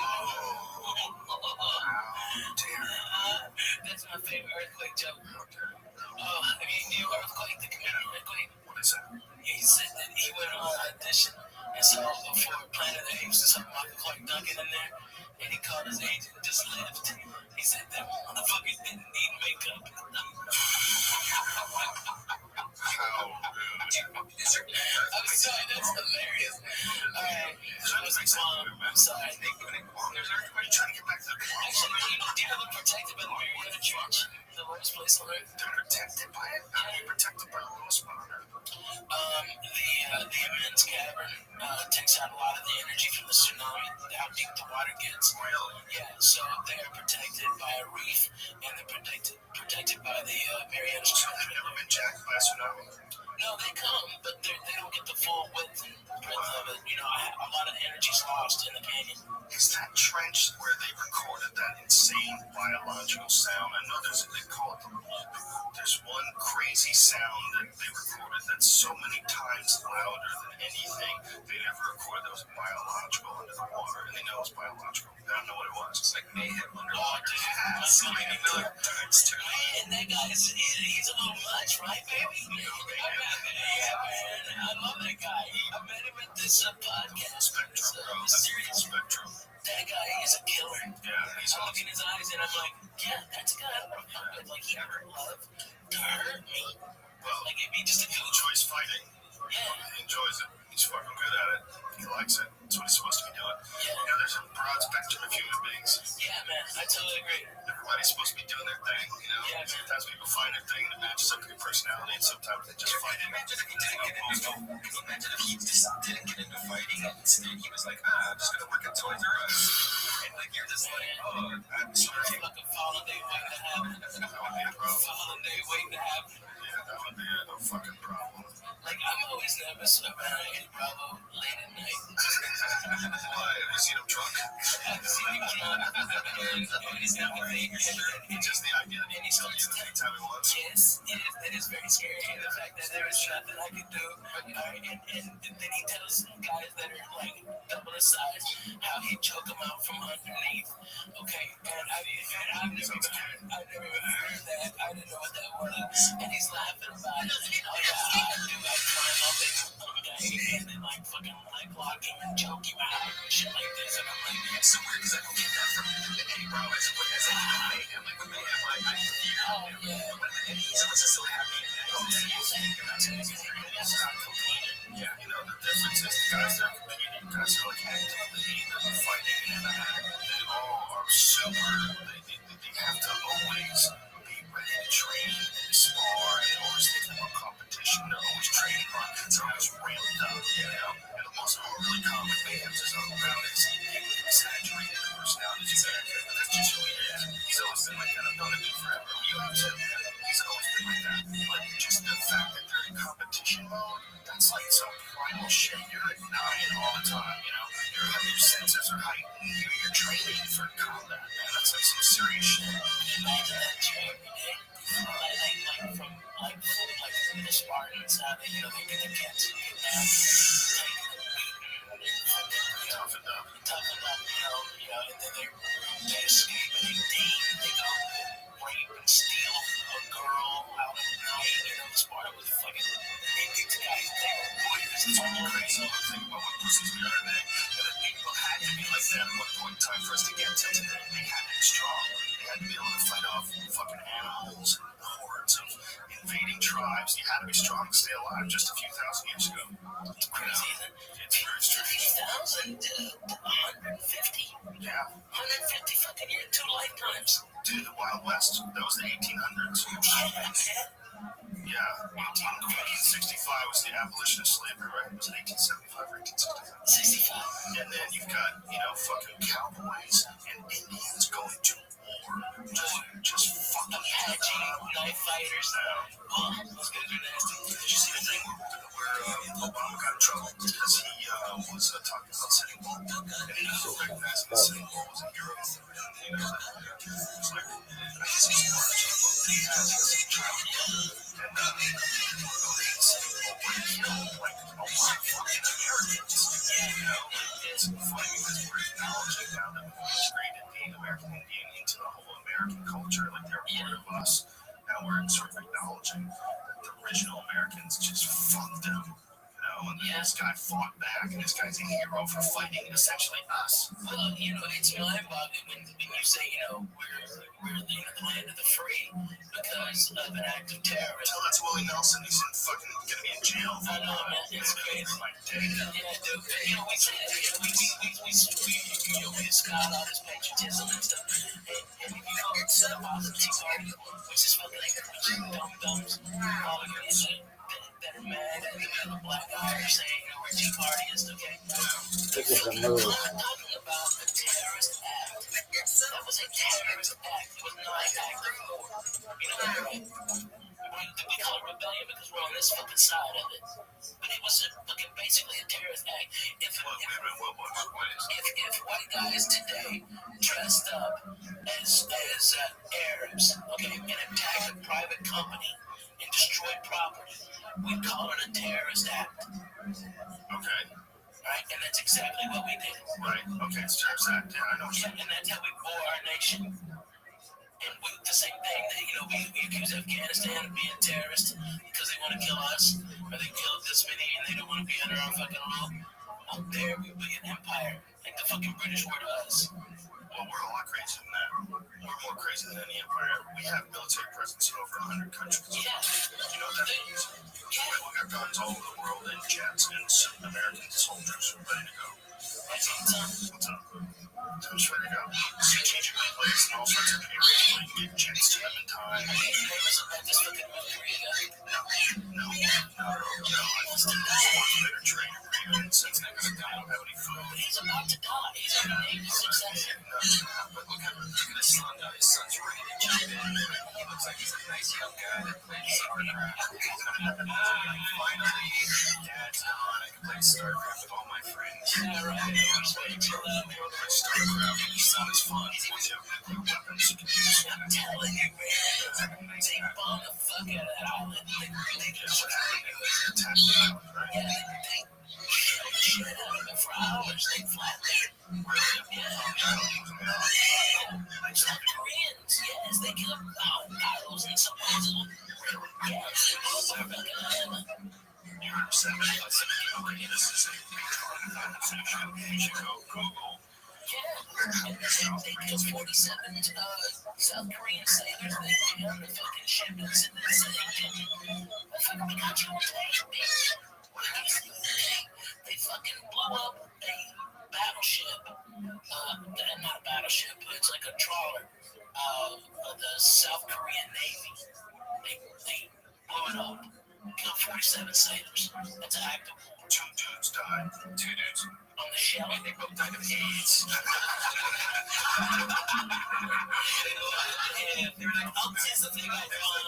our conversations, numbers. I think we need to leave out numbers until we know these bitches. It's 2 people died, bro. 2. Those humans. those humans. The shelling, that's it. That's it. Oh my god, what about the 47 But still, sailors? that's still 2 people that fucking died, man. That's crazy that he's killing people. Yeah, he's killing people and they're, it looks like They're burning checked. well, maybe you're right, man. Maybe he's so fucked up he's gonna try to actually go out with a bang. I think he's fucking crazy, dude. You never know, man.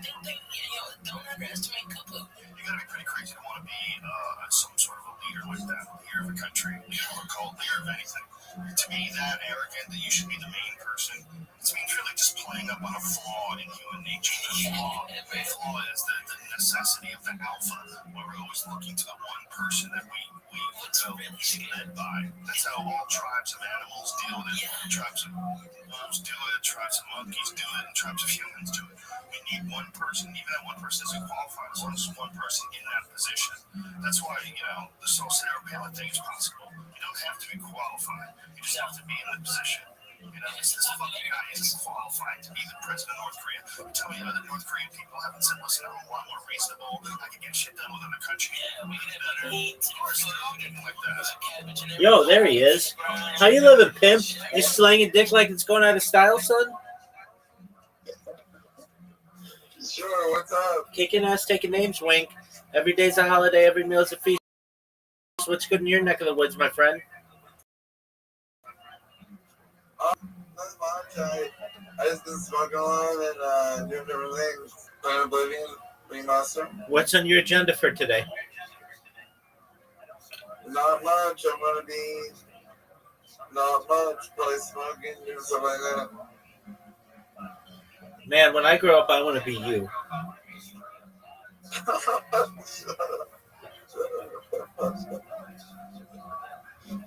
All right, you ready to hear an update on my life? Yeah. I have fully automated, it seems, to a very good extent, 3 very powerful Xbots. Every day that you come in here, I want you to check and see how many people have joined the server. Within the last, 96 hours or so, I've gotten 30 people to join the server, which is really good, dude. Have you ever had to get people to join a server? No, I'm sure it's difficult. Dude, it's so fucking hard because it's not even like, hey, let's be Facebook friends or something. It's like, I need you to go on this niche social media platform and accept an invitation, and there's only a limited amount of them that you can be in. So basically, you have to be more popular than other people's platforms or servers, or else they leave yours. It's incredibly difficult. Yeah. But I've gotten a good amount of people in here, over 2,000. It's taken me a year, but that's good. So what's new with Oblivion? I am a white guy. I am an Imperial. I am focusing on a little bit of everything: archery, magic, and melee, whatever you fucking want to go on. And I am in the Dark Brotherhood. Are there any topless chicks in that game? Unless you want to, dude. Okay, that's tight. So no, there's not, but you could mod. You could pick. I think that might be the only mod. The only mod I've seen for so far was that. All right. Did you know that it's 246 days until Grand Theft Auto launches? That's 7 or 6. Dog. It's Grand Theft Auto 6. 7 won't be out for like a decade. I'm not a big fan anymore. But yeah, I think that's cool. Why aren't you a big fan anymore, Pimp? I'll probably, You'll probably end up what? quarantining it, playing it. So, but we'll see. We'll see. All right, I've got you. So aside from masturbating furiously, playing Oblivion, and smoking weed, what are your other plans for today? What about what? Plans for today. That's the agenda. That's the agenda all day, every day, isn't it? Yeah, it is. I know you very well, Wink. I know your likes, your hobbies, what your passions are. I just named the top 3. You did. All right. So, are you now going to... Well, first, how are you always awake so fucking early? This is my time. You're in the United States? Yeah. Man, you get up fucking early as shit. I mean, technically I got about 11. 11 p.m.? Yeah. Oh, so your hours are all fucked up. Exactly. All right. Do you watch professional football? No. No. Why not? I'd rather watch Marvin's Mysteries. What the fuck is that? It's my favorite cartoon, dude. All right. Is it regarding Marvin the Martian? No, it's not actually. It's about a Canadian guy. What are your like it. What are your thoughts on Marvin the Martian? Go. Not much. I'm not. Who knows what planet he's from? I don't know. If Marvin the Martian wanted to be your roommate, would you allow him to be? No. Why?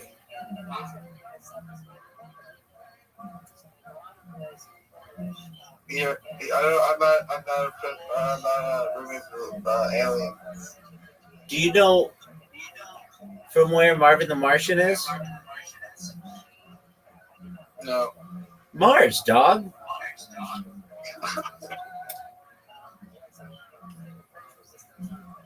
It's in his name.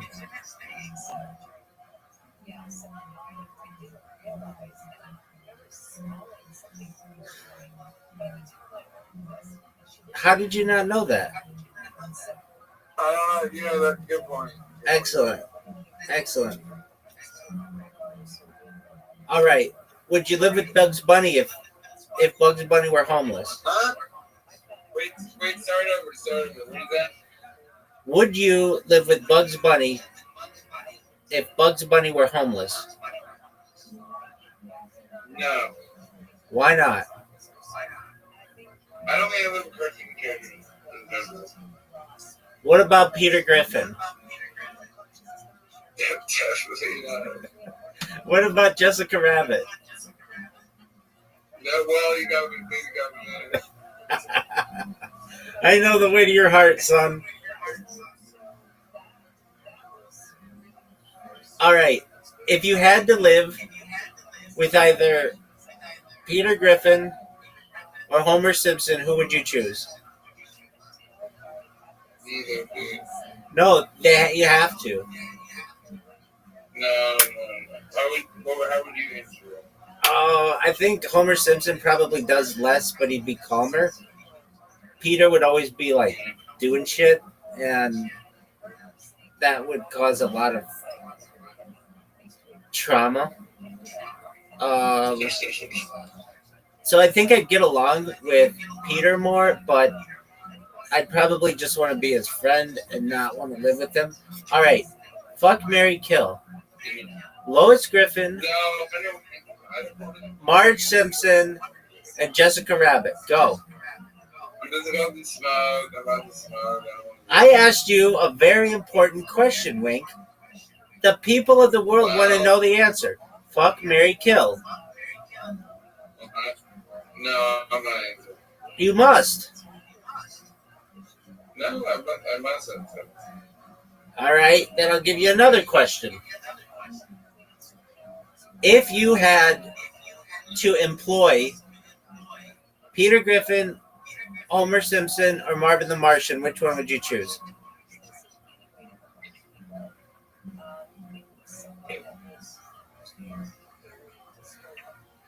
Wink.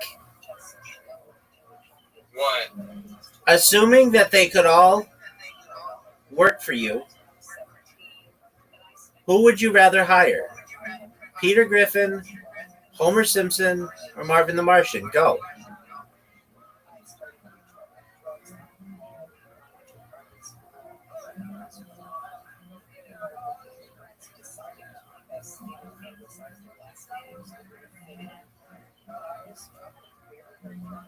Are you thinking about your answer? Nope. Why not? I'm just chilling, dude. I don't want to do that right now. I'm just chilling. Why can't we just talk right now? We are talking. I'm asking you a question. But it's a stupid question. All right, well, what do you want to talk about?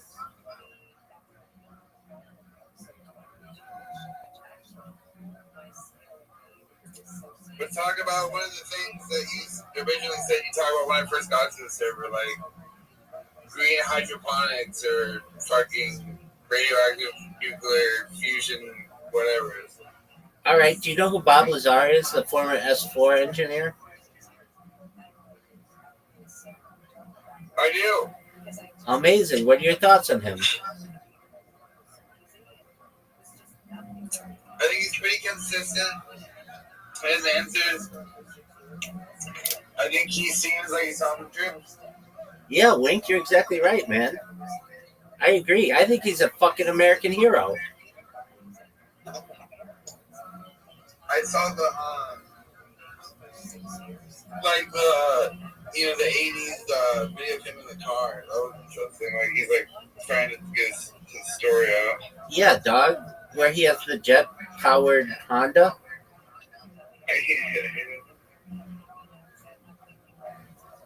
Word, dog.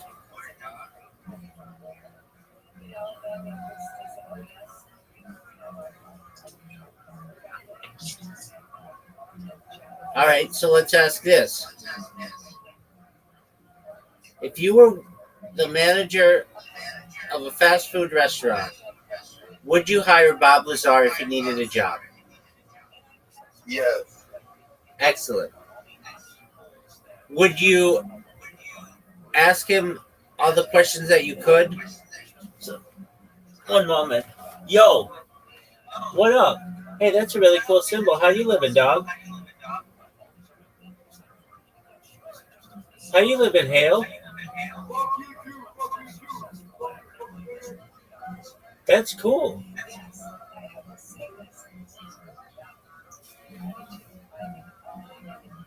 How'd you like that, Wink? Oh, that was nice.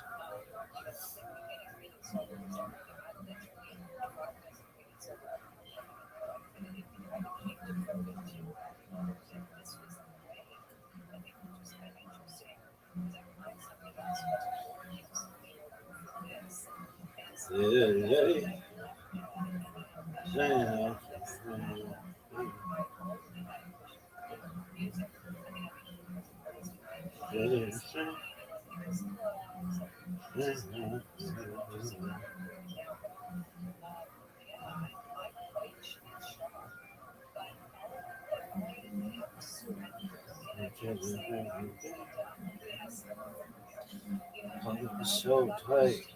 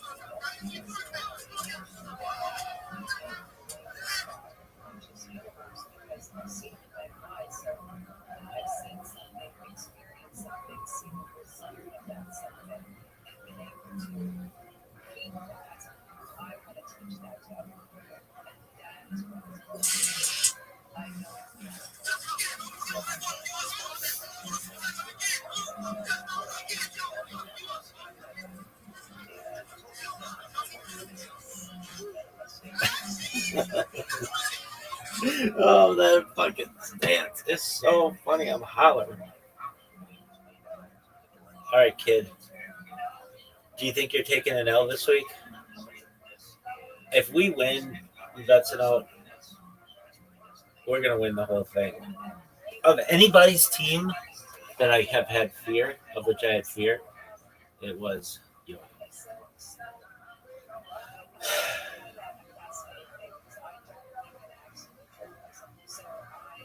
I think Yo-Yo's team, even though we have a 58% chance of winning, Yo-Yo's team is going to get us. We're taking a Wandale Robinson, who I don't know why I made that decision. Are they playing a good team? That might have been the biggest fucking.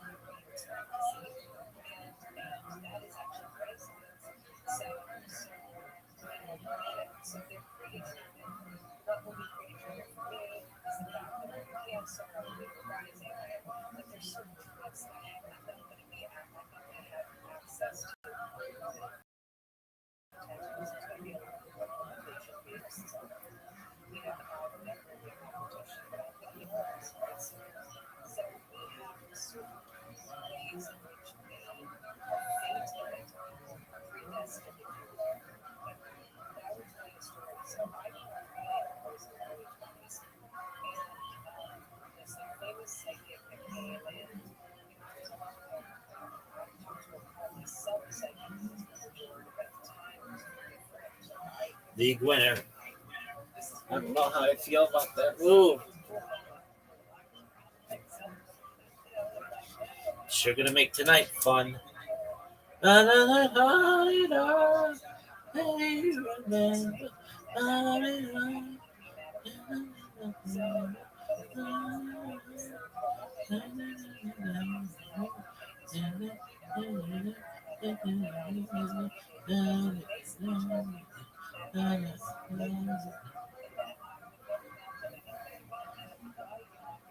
Look at this athleticism.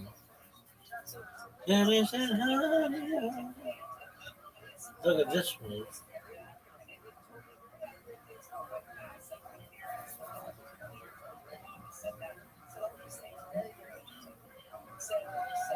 Look at this move. I fucking hate those boards. Those boards are the worst. Oh, it's the worst. Look at this move. All right, big dog. What's? Are you really gonna put him on the line? He's supposed to score 13 points.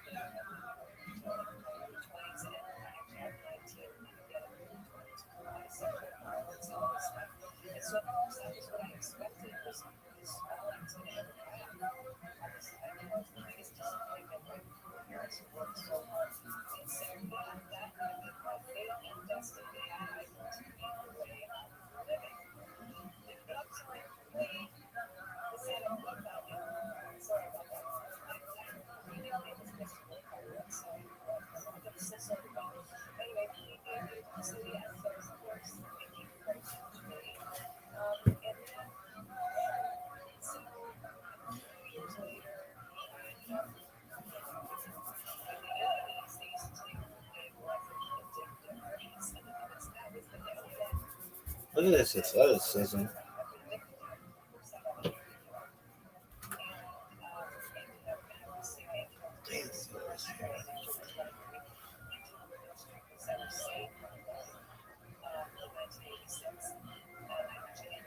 And I said,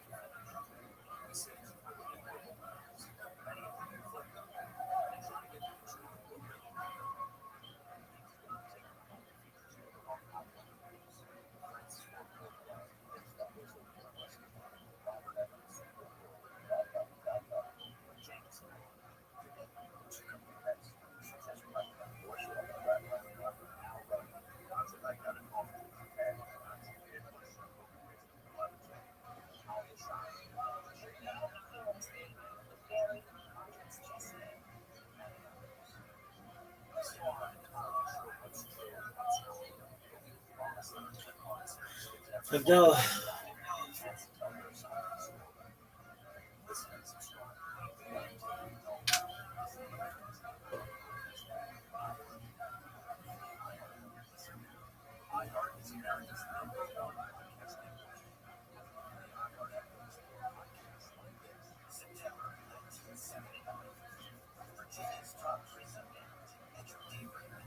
Look at this move. Oh, y'all want to hear me say Havdalah, you little bitches? Listen to this Shimon. Why the fuck knows what day it is? I'm the biggest pimp of all time. West Side.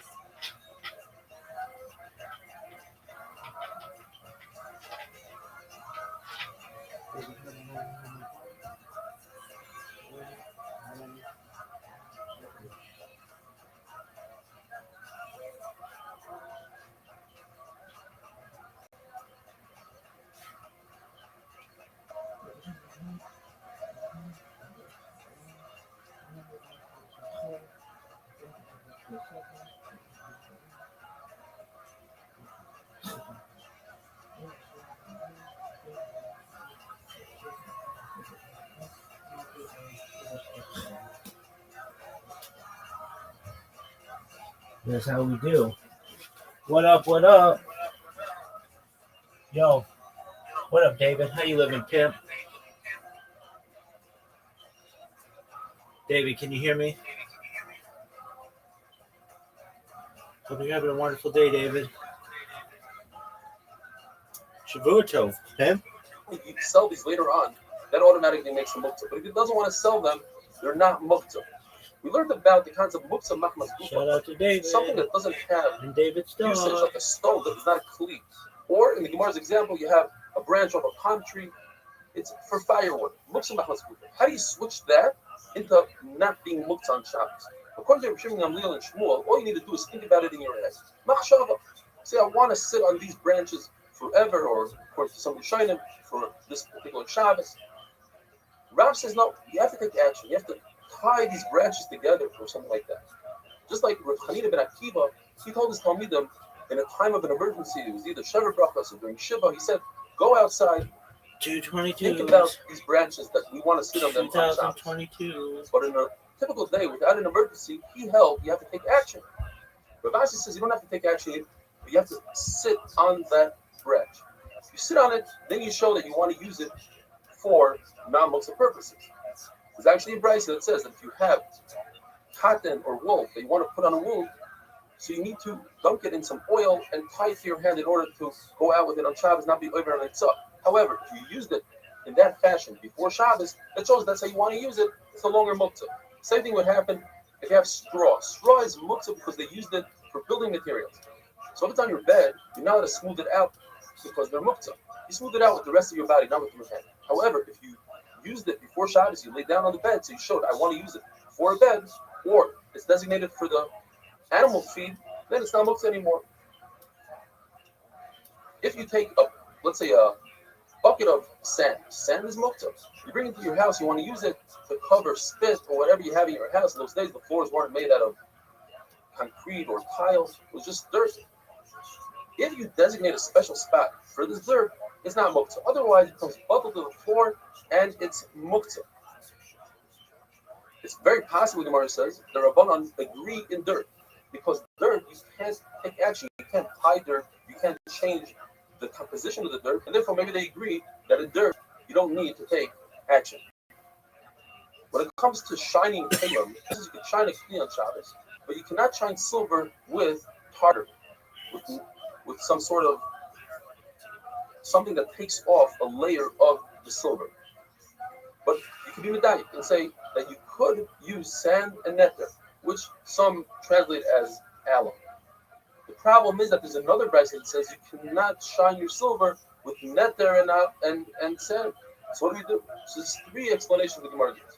Either this gufa is the maflekes, something that's like sand, like nectar and sand, where you can't take action, so action doesn't work, and therefore either it's not muktzah or it is muktzah. You have to take action. That's the maflekes between two braysos. Or the question is the famous maflekes between Rabbi Yehuda and Rabbi Shimon. Davar she'eino miskaven. He's not intending to remove a layer of silver, but it might happen as he's polishing the silver. And that's the machlokes. One brayso that holds it's mutter goes according to Rabbi Shimon. The problem is, if we go according to Rabbi Shimon, it also says in the brayso that you shouldn't wash your hair with it as shampoo. According to Rabbi Shimon, you could wash your hair with shampoo. He even says that a nazir is not allowed to cut his hair. He's allowed to use sand and nether for shampoo, even though it might remove some of the hair. So another shot is that it goes according to Rabbi Yehuda that says davar she'eino miskaven asur. It's actually machlokes and mitzias. It's a technical thing. Does this product, this tartar, does it remove a layer of silver, or does it remove a layer of silver? What's good, son? It also says in the Seifa that you may wash your face with these products. Now, what if a person has a beard? It might remove the beard. So we must say we're talking about a woman or a saras, a katan, people that don't have beards. Rabbi Yehuda says that you can take crushed bricks and wash your face with it. We're not concerned that it might remove facial hair.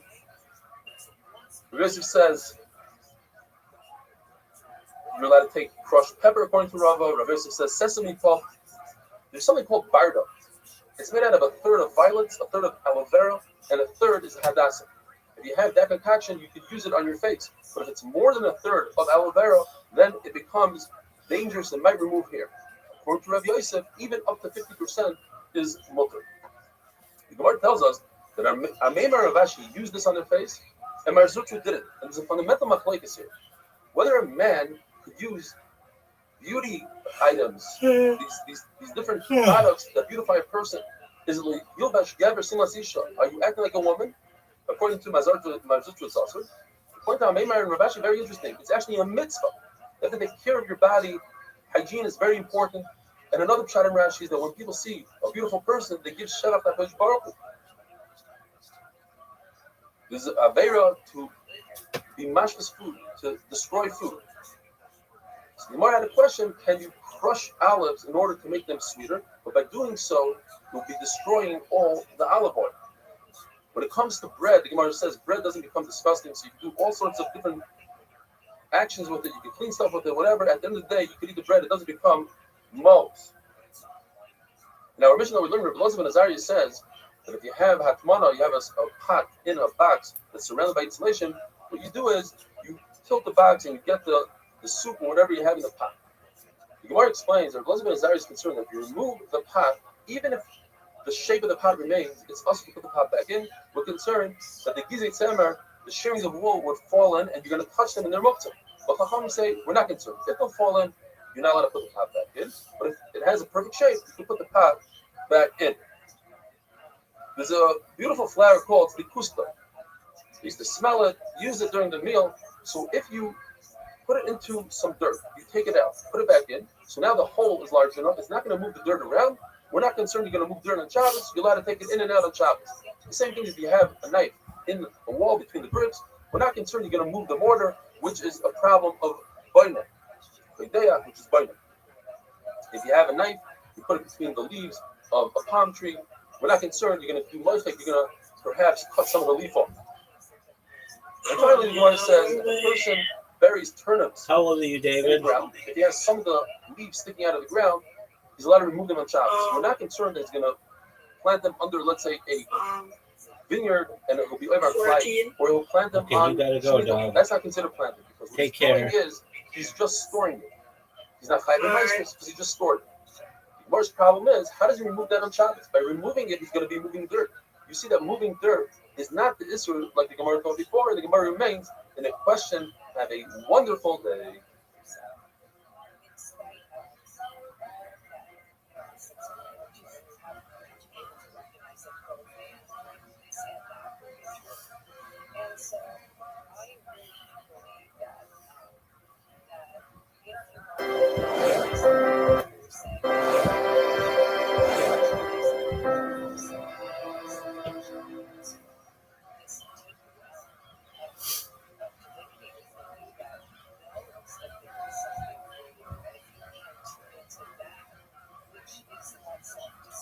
Shabbos Dafnun Aleph. The Mishnah tells us that you're permitted to insulate your food before Shabbos and put a cover on top. But don't do so once Shabbos comes in. However, says the Mishnah, if you covered your food before Shabbos, you're permitted to cover it on Shabbos. Another halacha the Mishnah tells us, if you have a cold drink you want to protect it from the sun, from the heat, you're allowed to insulate it. Whereas we said in the reverse, if you have a hot drink, you're not allowed to insulate it from the cold. Once Rabbi heard that Rabbi Yossi passes that you're allowed to insulate a cold drink, so he retracted his own sheet, which was that it's usher to insulate a cold drink. And the chiddush is that even if Rabbi Yossi was right there in front of Rabbi Yossi could subordinate himself to Rabbi because Rabbi was the Nasi. Nevertheless, Rabbi accepted Rabbi Yossi's halacha.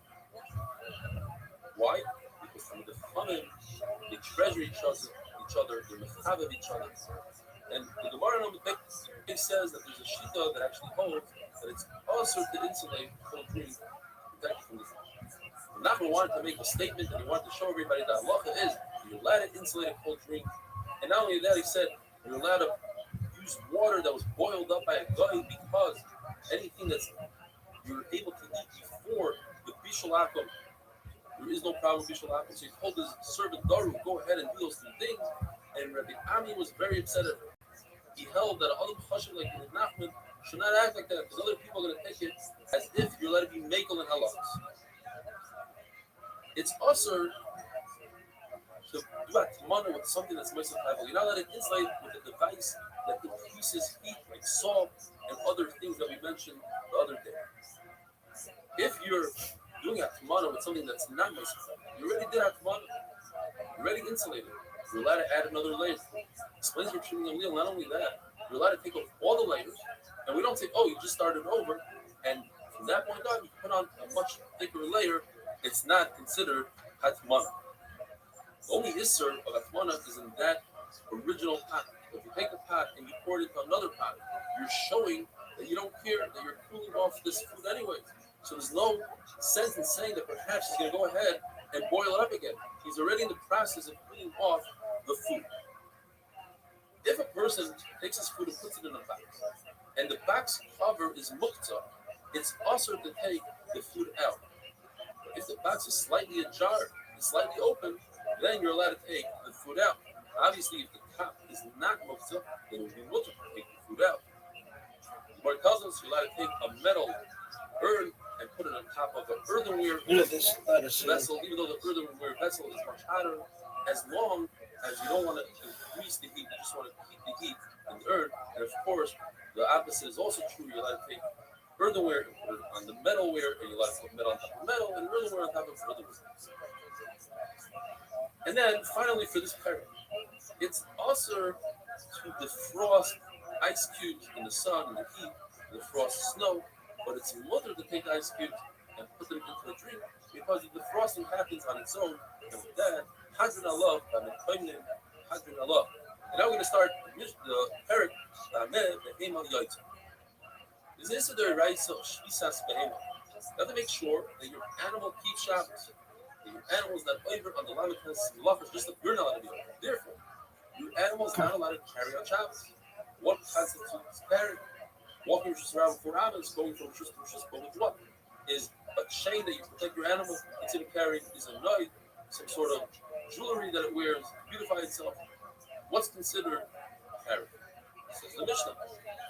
We're dealing with the camel. If you go out with an afsar, a halter, because that's how you control a typical camel. If it's a very wild camel, called a naka, a white female naka, the only way to control it is with a nose ring. So for that particular camel, a nose ring is not considered carrying. You have a lubi donkey, an Egyptian donkey, a very special donkey. So it's more difficult to control than usual. You need a bit, a metal bit, and you put it in its mouth. A typical horse, you use a shaker, which is like a typical dog leash. You put it around the neck. If one of these chain devices becomes a tumas maze, you need to sprinkle it with the parat duma ashes. And you may do so even though it's on the animal. And you may put the whole animal or its head in the mikvah, and that's enough to be covered. You don't have to take it off the animal. The Gemara just tells a story. Levi wanted one of these move donkeys. He heard that they're really good, so he sent money to a very distant place. And they sent back to him. It's too difficult for us to send the donkey. It's a 6-month journey. Therefore, take these barley. They sent him a bag of barley and said, just feed your donkey barley. That's all it needs to be like a lulav donkey. They said in front of Rabbi that if you have a very wild donkey, the camel, and instead of giving it a nose ring, you gave it a halter, which is not really going to control it, that's considered carrying on Shabbos. It's also to give that to the animal because it doesn't do its purpose. What about the reverse? What if you overdid the shmir? Shmir is saying instead of giving a typical family an halter, you gave it a nose ring. Is that considered carrying? There's a price that says that a lulav donkey go out with a halter, where typically you give it the bit in its mouth, you give it even a lesser. This explains it can go both ways. What about a cat? Where typically you can control with a very thin string, you give it a very thick string. It's machlokes, since that's considered a shmiri sir, it's more than necessary. That considered carrying for the cat. Or just tells us a story that Levi's donkey overtook Rabbi Bar Huna's donkey, and Rabbi Bar Huna, Cholish Daite, was depressed by it. He was saddened that Levi would overtake him like that, even though he was more chashuv than Levi. So Levi wanted to appease him, and Levi asked him a question which kind of explained what happened. He said, what's the halacha regarding my donkey, who's not a very well-behaved donkey and overtakes people? And I use, on Shabbos, can I use a prumia? Can I use this bit in its mouth? And he said, yes. In fact, your own father is asking, like Reb Chanina, that holds that any shmir yisera, any additional guarding of an animal, giving a nose ring to an animal that doesn't need a nose ring, is not considered carrying. Have a wonderful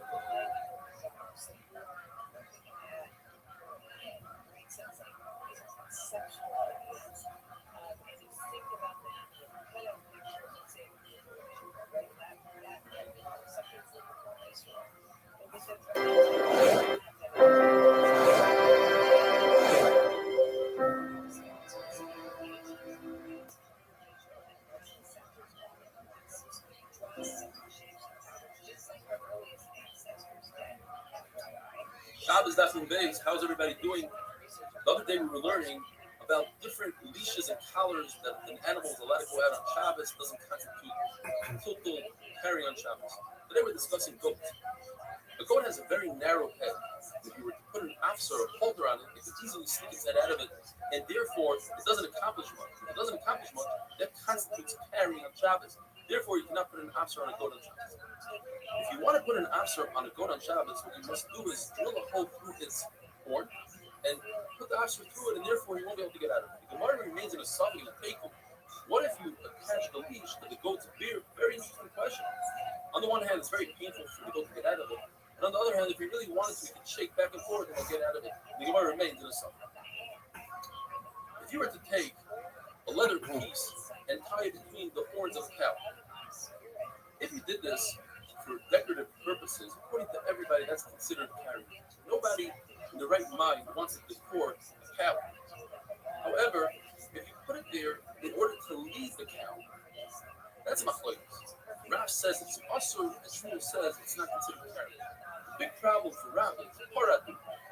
Halacha by paraduma is you're not allowed to put any kind of weight, any load on top of the paraduma.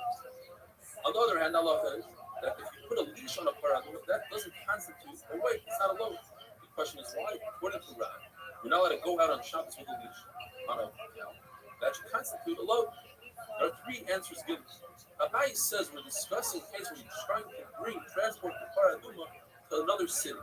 In that case, it's the norm to attach a leash to guide him all the way to the other city. Rabbi says perhaps we're talking about paraduma that is extremely expensive. Paradumas are always expensive, like we see from the story of Dama ben Asina. And therefore, it's the norm to add an extra level of protection so it doesn't run away, doesn't get hurt, and you added a leash, and that's okay. Or we're talking about a crazy paraduma, para meredas, really wild, and therefore it's the norm to attach a leash to a wild cow. We learned in the Mishnah that a horse goes out with a shade, a collar. Now, if the collar is there to lead the horse, everybody agrees that's what. What if you put the collar for the court? According to Rav Huna, that's okay. If you go out with something like that, and according to Shmuel, that constitutes carrying on Shabbos. In fact, Rav Huna showed and did a Maisa Rav, took out his horse with a decorative piece to show they could do so on Shabbos, but the Raisa says exactly like Shmuel, that's in fact also to do so. There's two types of wrapping a leash.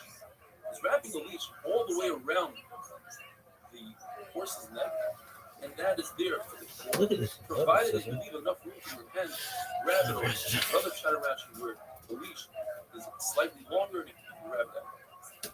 And then you have a leash that's just a long leash like you have for a dog to lead the horse. There are three sayings when it comes to Rabbi. One is a saying that they said in front of Rabbi, and they said that there are four types of animals that can go out with the halter, and one of them is That's what it says. the other saying is Rabbi. Rabbi's mules went out with a halter, but it's not clear. What do you mean? The decorative one or the leading one? And then you have Rav Chanina, Rav Shmuel, and then Rav Chanina that says that in fact Rabbi's mules went out with a decorative leash. The bottom line is, from all these sayings, we see that Rebbe's mules went out even with a decorative leash. We learned in the Mishnah that these bits and halters that become tumas meis, you could sprinkle them with the paraduma nashim, and you could dunk the head of the animal in a mikvah, and they become part. There's two pshatim. What kind of rings became coming? One pshat is that it was a human ring that became coming and was given to the animal. That's how it became coming. Another pshat is it was an animal's ring all along, but since it serves a human being, it's like a human ring, which is mikabel tumah, whereas an animal's ring is never mikabel. We learned in the Mishnah that you dunk the head of the animal in the mikvah, and it's mikar that ring. What about chatzitza? That ring is really tight into the collar. Two pshatim. Either you widen the gap by hammering it out, and that doesn't remove the tumah, either because it was a human ring and remains a human ring, or according to the other pshat, that it was a human ring, it became an animal ring. Just widening it is actually helping the ring, and therefore it doesn't remove the tumah. In order to remove the tumah, you need to be mekalkel, you need to destroy. Another pshat is that we're discussing a ring that had width to it to begin with. They fit very loosely, and the water was able to get in between them without widening. When it comes to a human ring that fits on a finger that's made out of metal, you have all these conditions. It's human, it's metal, it's for a finger, and there's no difference between rings. You can't find the difference. You have a ring that's semi-wood, semi-metal, that, in fact, is not mikabel tumah. You have a ring that's for a belt, for the back of your garment or your sleeves, that is tart because it's not for the finger. And as we said before, a ring for an animal or a ring that fits on a board or some sort of vessel, complete, like you hang up a frying pan with a ring, so if the ring is removed from the frying pan, that ring is not mikabel tuma. Because on the frying pan, it is mikabel tuma because it's part of the frying pan. For Shabbos purposes, for muktzah, a ring that has a signet to it. So if a woman walks out with that on Shabbos, it's an issur d'oraisa. If it doesn't have the signature to it, then it's an issur Rabbi. When it comes to a needle, if it's a whole needle without any rust, it's mikabel tuma. And even if it has rust, as long as it doesn't hurt the sewing process, it's mikabel tuma. If you never made a hole, you never made the eye to the needle, and you're planning on making that hole, so right now it's not mikabel tuma, it's not a please yet. However, it's not muktzah because it still serves a purpose to remove a splinter. When it comes to Shabbos, taking out from shus to shus, if it has a hole, you're chayiv. But if it's for the cord for a woman to put a pin and doesn't have a hole, then she's allowed to go out with it, have a wonderful day.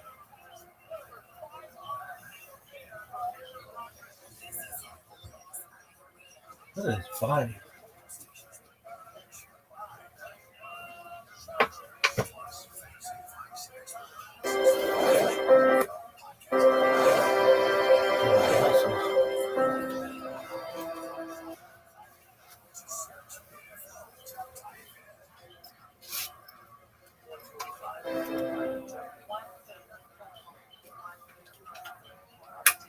Shabbos Daf Gimel. I hope everybody's doing great.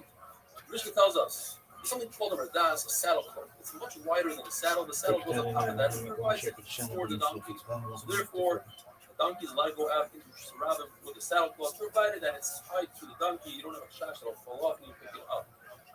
So Shmuel, and you must tie this before Shabbos. Bryce tells us a merdas, you can walk an animal into the surrounding merdas, but not with a saddle. A saddle is also to put on an animal in Shabbos and let him walk it out. Shmuel says the saddle is mutter because the saddle also provides some heat, not as much as the merdas, but provides heat, provided that it doesn't have two straps, one in front and one in the back, that prevent the saddle from slipping forwards and backwards as it goes uphill or downhill. That looks like you are trying to get it ready to carry a load. A saddle is also to take off an animal on Shabbos. And the question is, why is a saddle muktzah? Where is a saddle cloth? It's not muktzah. One reason given is the saddle you can make the animal walk back and forth and it'll shake it off by itself, whereas merdas, no. Rabbi says that the difference is that a merdas provides heat. In other words, to take away the discomfort that an animal has, that's but to take off a saddle, that's to give it pleasure. It doesn't really mean Shema Yisrael Adonai Eloheinu Adonai Echad. According to the first track, it seems like you don't put on a saddle on Shabbos. There's something called a traskell, which is a feed bag. You put in a bag, you tie to a horse or a donkey. Is that mutter to put on an animal? According to Shmuel, it's usher because it's only a pleasure for the animal to put them down, but it's not to prevent the discomfort. In fact, Young Bar Yefa said it in the name of Yochanan. He uses a very interesting notion, saying, "Hey, you're mechavin to Arya to the lion from Babel." In other words, the Shmuel. But Rav says that it's mutter to put a feed bag on the animal. And when Shmuel heard that Rav said this, he said, "That's what Rav says. Rav doesn't have any clue when it comes to the Shabbos." A horse should not go out with ornaments such as a fox's tail, which prevents ayin hara. A zah should not go out with a pouch to catch the emissions. A goat should not go out with a pouch on its udders, as we see much more about that later. We had it in the mission.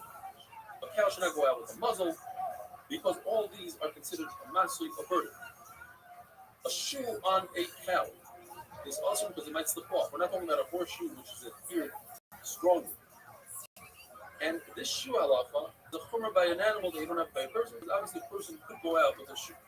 An animal should not go out with a kameya, which is an amulet, even if this kameya already proved itself, it's a muncha by a human being, because what's good for a human is not necessarily good. a mega amulet for an animal. A human has a mazel, has a mouth that goes with it and provides for it, or goes to Shemayim to be kind with the thing, and it won't work for an animal. An animal is permitted to go out with a bandage and a splint on a broken bone and a placenta and a bell that is stuffed so it doesn't make noise. It does say though that young horses should not go out with a transport feedback if it's too loud. It seems like privately in your own backyard, his mother, Gemara says we must explain that we're talking about providing something that takes away the discomfort, not giving pleasure but taking away discomfort. Young horses are very difficult for them to bend down and eat. Therefore, it's considered a discomfort and similar to Radas, the saddle which you are allowed to put on Shabbos. It says that you're not allowed to take off the scab from an animal. Why? We must say that we're talking about a field scab, and this is for pleasure, not for discomfort. Once again, another Allah. An animal is not allowed to go into water if it has some sort of blood clot, or a human is allowed to go into cold water. Says Zula, it's not because of discomfort or not discomfort. It's a different question about Shika. Some amount of people might think you're giving it medicine, and they'll come to grind herbs for medicine, and that's awesome. In fact, it's machlekes whether this serious chachamim Shika Samanim applies to an animal. There's another shayla.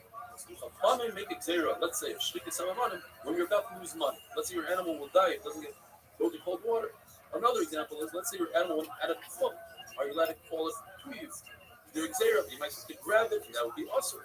But perhaps not to lose money. You're allowed to. In that case, it's not a good raya because it's not talking about out of the tum. It's within your tum. It's just the animal is out of the tum of the shepherd. This is machlokes, as we mentioned before about shlichus hamad. Let's jump further to the contradiction of whether or not a goat can go out with a pouch on its udders. There's three ways to explain the contradiction. There's a Bryce that says it's also. There's a Bryce that says you could say perhaps the Bryce that says it's only because it's adhered very strongly and it won't fall up. We don't have a chance to pick it up. Other Bryce, it's not adhered. Another way to explain it is that in our mission itself, there's not like the Tanakama, who gradually explains, means Rabbi Meir holds that pouches on the udders of the goat are mutter. Rabbi Yossi says that it's also. A third explanation is that there's a third Manda Omer in our mission that makes a distinction between a pouch that's there to stop the milk from flowing. And that's actually considered medicine for the animal. It's for the animal's benefit, not to nurse. Versus if you're just trying to catch the milk in a bucket, where that is not for the animal's purpose, it's for your purpose, and therefore it is also. The Gemara tells us a Maisa that there was an animal that had very large udders that were scraping on the ground, and for that, you see that's to prevent discomfort for the animal, and that follows everything we said. You're allowed to provide it. One of the most incredible stories in Shabbos. There's a story where a person's wife died and left him a child who was nursing. And the father couldn't provide for the child, and the Gemara made a next that the father was able to breastfeed this child. And the Gemara says there's two ways to look at it. Either look how great this person was that the Gemara made a next for him, or look at this person that he was matriach HaKadosh Baruch Hu to change the ma'aseh bereshis. In other words, the Rebbe said, the Baruch makes a lot of use every day. Provide and to save people, but not to give personal results, not to add fruit to your storage facility. That he doesn't do. And here he did that. That's not very good. Another incredible story, one to remember for the ages, was a person who married a woman and never realized until the day she died that she was missing an arm. The Gemara says, look what a tzanua she is. Says the Gemara, perhaps she wasn't a tzanua. That's the derech of a woman. And especially her, she had to hide it from her husband. Look how tzanua he was. He never looked at her in a way that he noticed that she was missing an arm. The Mishnah says that a zachar sheep goes out with the lubim, meaning, one shot is that it's to protect his heart from the wolves. The wolves like to attack the heart and they go after the nails who stick their nose up into the sky, and it is a threat to the wolves, so they attack them. Another kind of the Gemara is that it's to tie up your zachars so they don't mate. Similarly, the opposite is shefuza is in the Mishnah, and that's to tie the female tail so that it will be easier for them to have a wonderful death.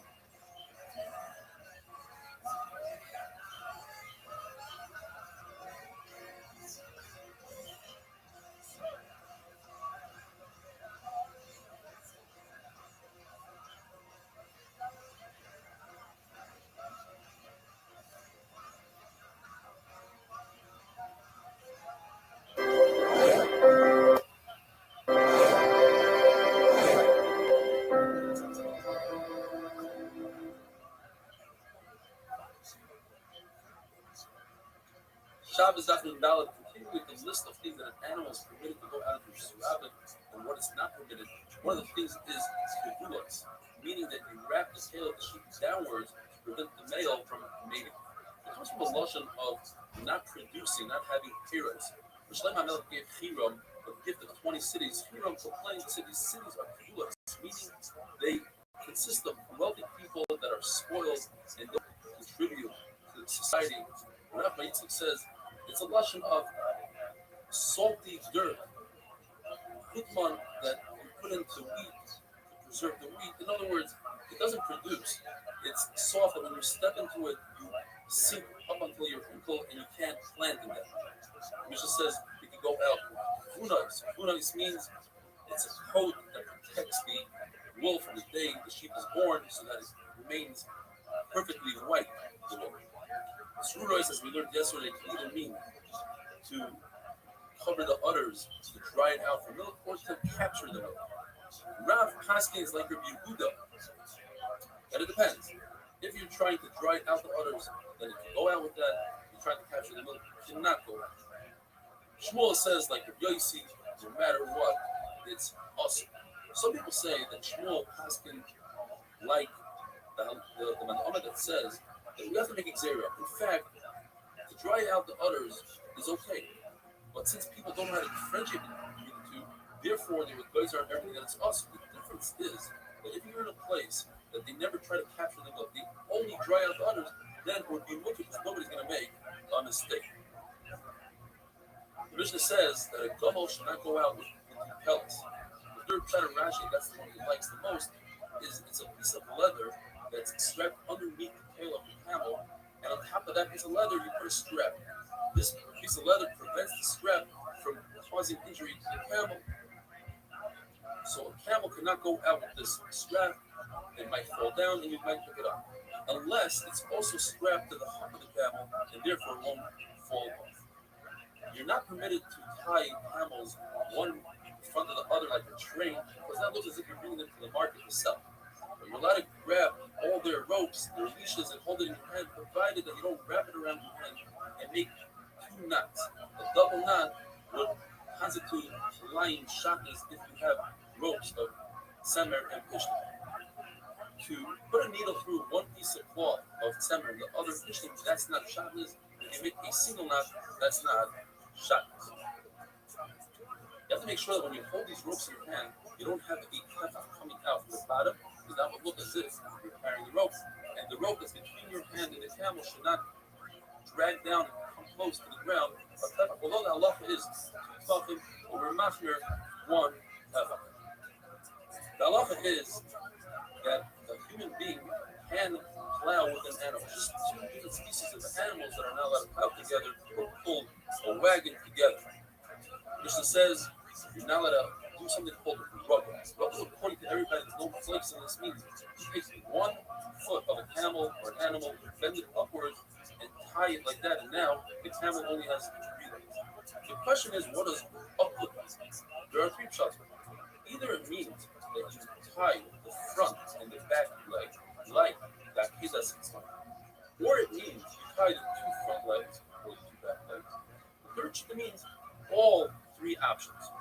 And Rabbi Yehuda said the middle option, it means the front leg and the back leg. Learned in the Mishnah, it's also for a donkey to go out with a merdas, a saddle cloth, if it wasn't tied onto the donkey before Shabbos, because if it wasn't tied before Shabbos, as we explained, there's no proof that you're putting on the merdas to heat it up, that it moves that heat. And a bell, even if it's stuffed with wool or something, it doesn't make a noise, it's possible to go out with it on Shabbos. And do not put a ladder by the animal's neck, which would prevent the animal from turning its neck and licking its wound. What if it falls, you might carry it. There's a certain bandage that you can put on the bottom of the donkey's feet to prevent it from knocking each other. And chicken, tie some sort of string to the chicken's foot to differentiate between your chickens and your neighbor's chickens. That was also, or you tie the 2 feet of chicken together so that it doesn't spray pebbles and break dishes. The male sheep has a very long tail that drags the ground, and sometimes you put wheels. That is also possible to do on Shabbos.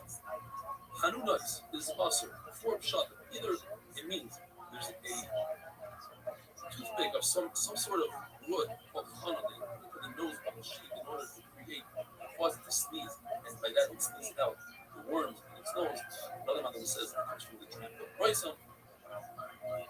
Another pshat is that after you shear its wool, it becomes really cold, so you put a compress of oil on his forehead. The Gemara says, if so, you just made the sheep markutfa, meaning you made it important like a peasant, like a wealthy person. Another pshat was when it gets birth, you take a compress, you put it on its head, you put it on its wound, you create heat. So now you made it like my wife Yalta, you spoiled it. It doesn't make sense that people treat your sheep like that. The pshat of Chanun, that it's a piece of wood that goes into the nose, that makes sense. That fits into the word Chanunos. But the other three, you have to say that you were acting with Chanun, with Rachamim, compassion towards your sheep. A passion that go out with something called the Kimoi. It's a small yoke, it's a training yoke to teach the young plow to bend its head down to be able to plow later on in its life. And do not put on the udder of a cow the skin of a hedgehog, which has sharp thorns, spikes, which prevent struts and rats from drinking from the cow. Mishnah says the cow of Rabbi Elazar ben Azariah had a decorative piece that went from horn to horn. And Chacham weren't having that. The Gemara explains it wasn't Rabbi Elazar ben Azariah's cow. In fact, Rabbi Elazar ben Azariah had so many cows that every year he'd have 120 newborns, which from that he would give 12,000 tamaisim. So he didn't have one cow. Mishnah says, and the Gemara says it's talking about the cow of his neighbor. And there's a feel he have to himself. He have to rebuke someone who does an avera. And since he failed to rebuke his next door lady neighbor, it's as if he himself was a favor on the avera. Because when you don't rebuke your friend, it's as if you yourself take on the avera. Have a wonderful day.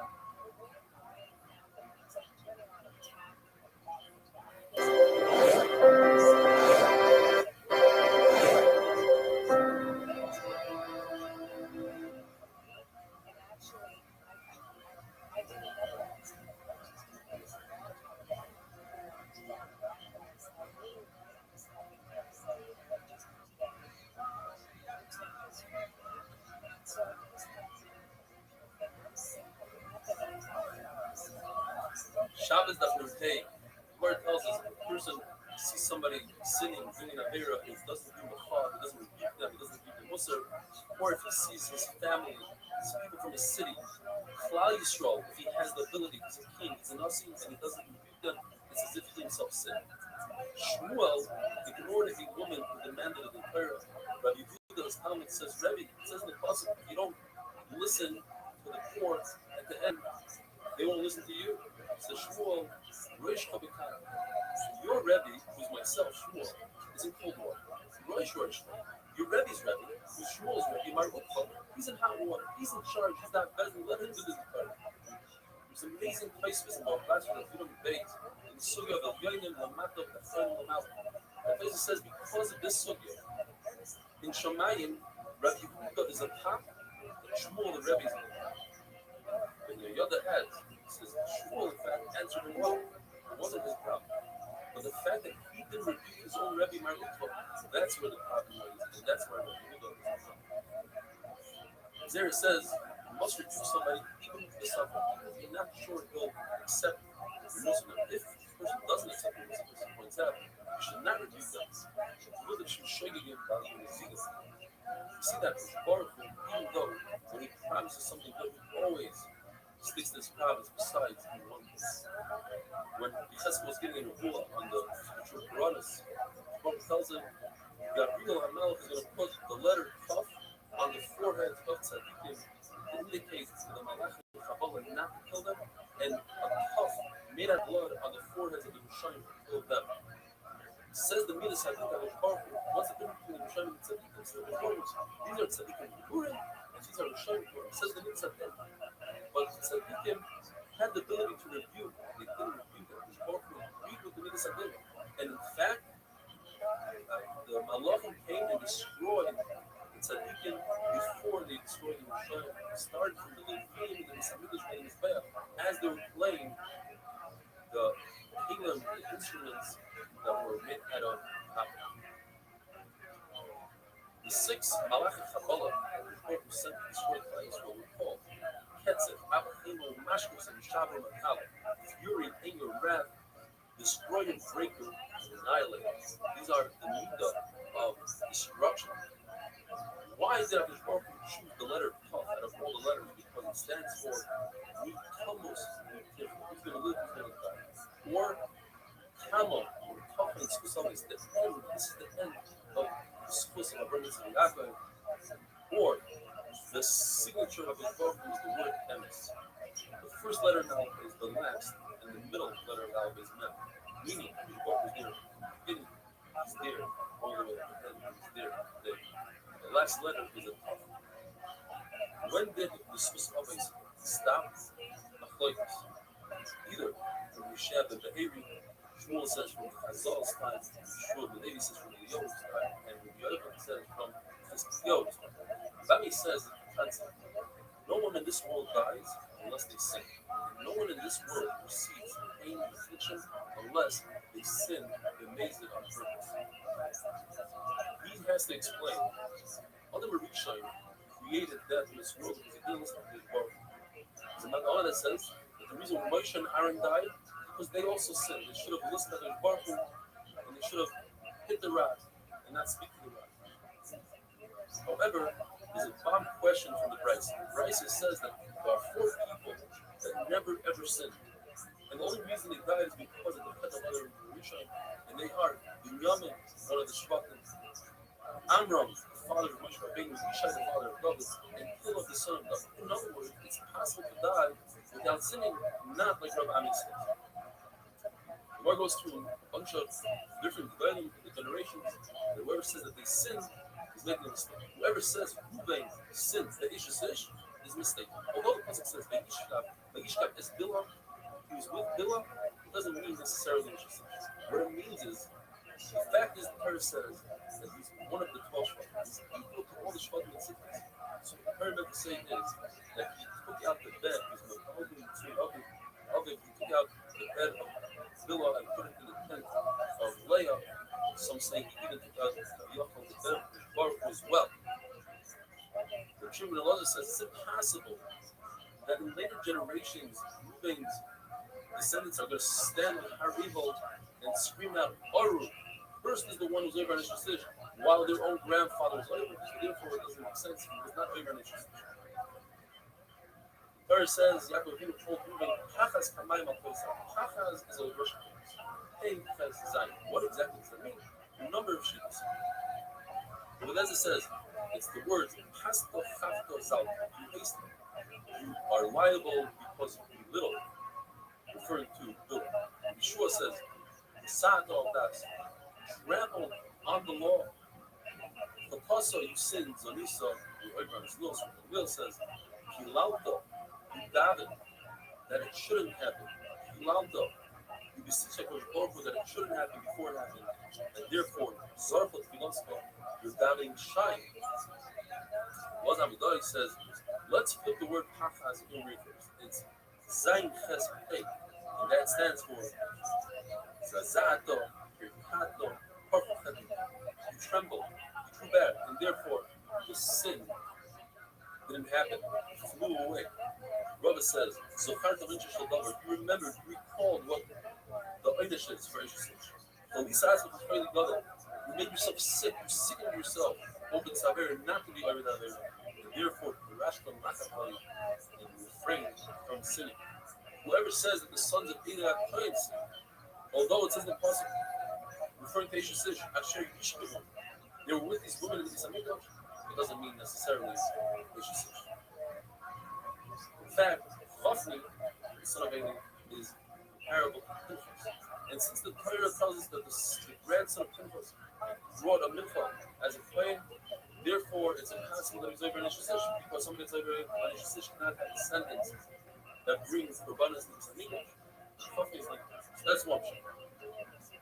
Why does the Torah say the Rabbanas because they didn't allow the women to go back home in time. They didn't bring the Rabbanas around. And because the women didn't go back to their husbands, it says if they were Rabbanas. Finally, another man, it says that there were his son, wicked sons. In other words, Pinchas was also wicked. It says the Lord. Chafni sinned on his. But because Pinchas didn't rebuke him, didn't give him Musar to Chacha, it's as if Pinchas himself sinned against Ish. Wonderful thing.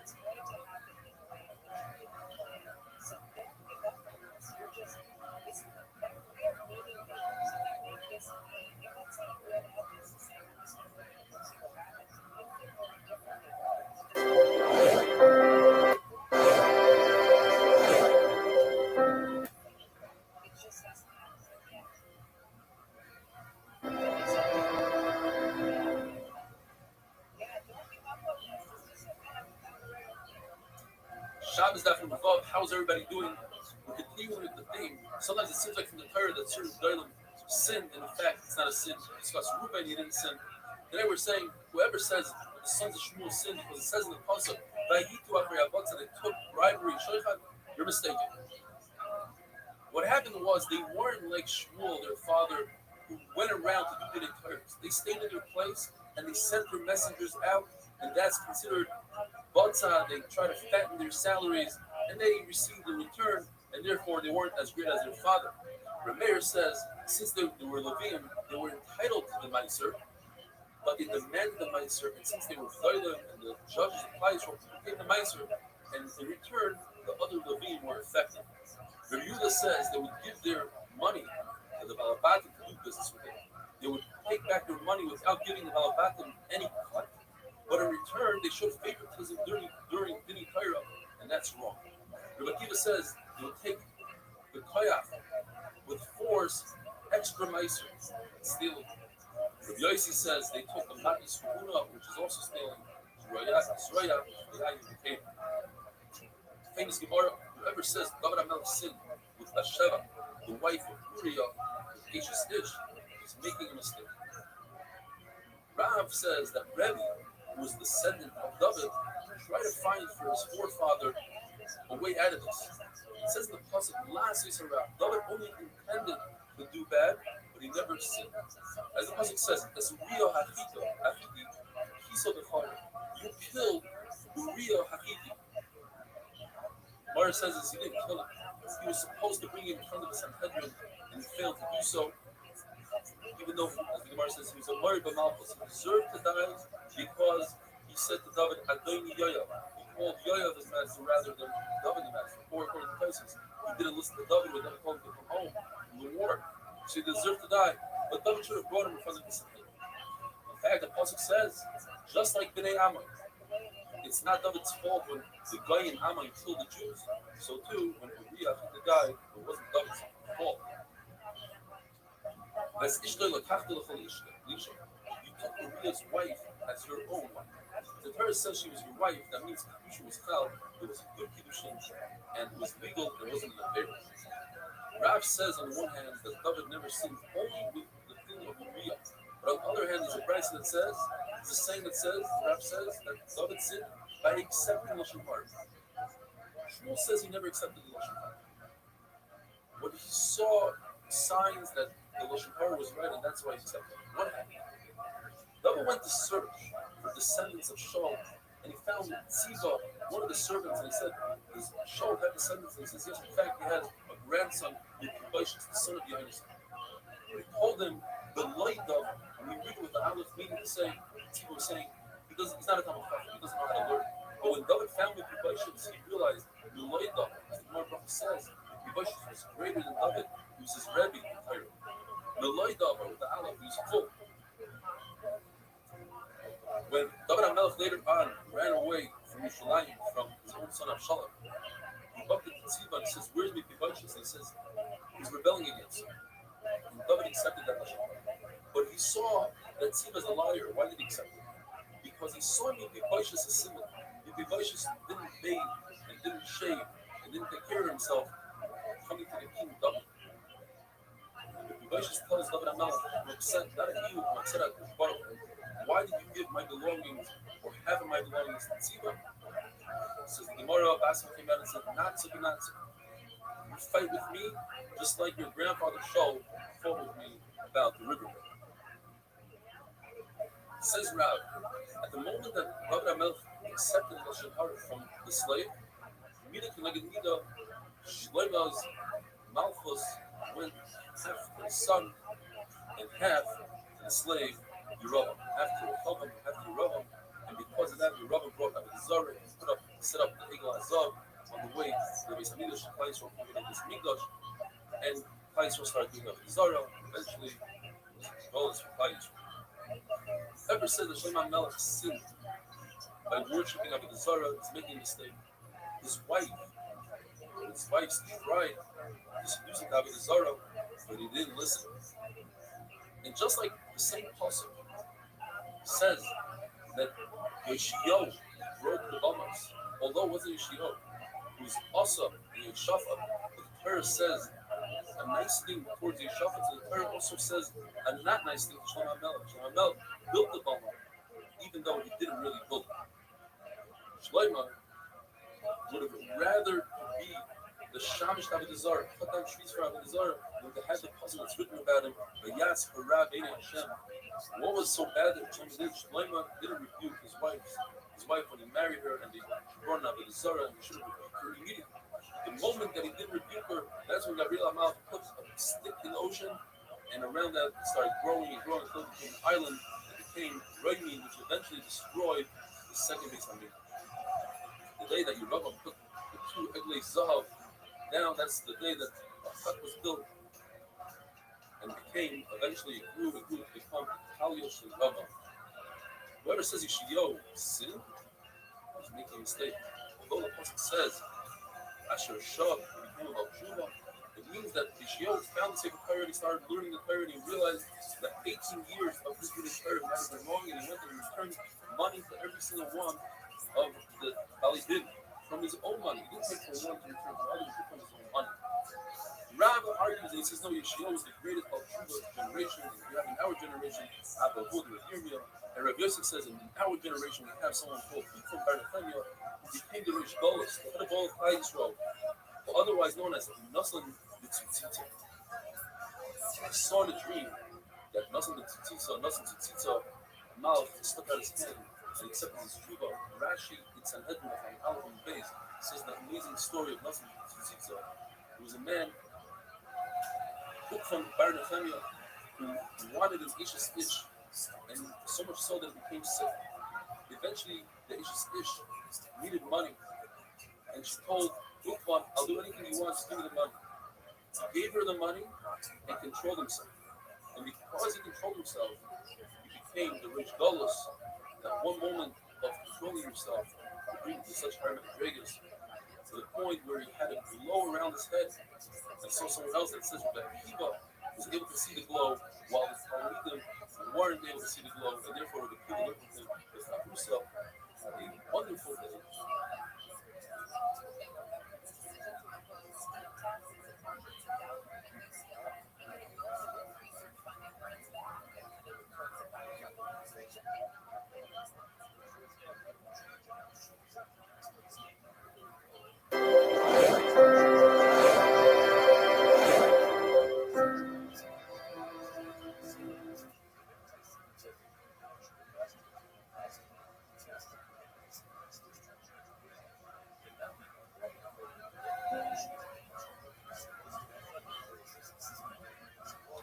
Shabbos Daf Nun Zayin, it's amazing.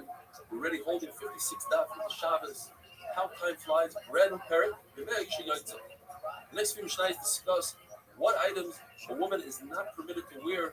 The concern is if they are jewelry, she might remove them, show her friends. And if it's the first few items in the Mishnah, talking about braiding one's hair with a strand of wool or a strand of flax. That concern, the woman has to go to the mikvah. Creates chatzitzas, water cannot penetrate between the strands and the hair. She must loosen it, and she might remove it and walk 4 Amos and Rosh Hashanah. There's a Mishnah in Mikvahs that brings these strands of hair that won't break their hair with. And it says that according to everybody, if one uses a strand of human hair, not attached to it, just human hair, in order to braid your own hair, that does not get that's according to everybody. You cannot tighten it tight enough where the water can penetrate. The water will penetrate, and therefore it's not chatzitza. The only place there's a machlokes, if there's a machlokes, whether or not there's a machlokes, is that Rabbi Yehuda holds the strand of wool, there's no chatzitza, and the Tama holds even in the strand of wool, there is chatzitza.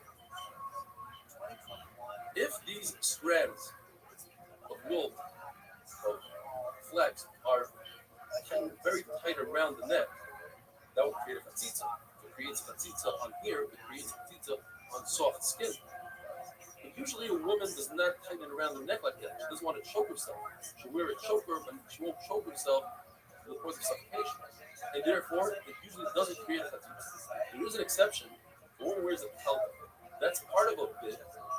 And the top part is a wide streak that's very smooth. And they tighten it really tight to create a double chin.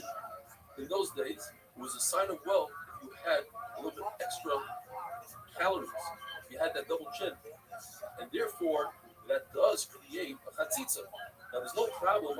She might take it off, remove it, and show it to her friend because then her scam will be exposed. She won't remove it for that reason, but she'll remove it for chatzitza. The Mishnah says a woman cannot walk out with a tefes. The tefes, we say every day, the tefes, that's where the tefillin are. Basically, it's a headband that goes from ear to ear around on the forehead.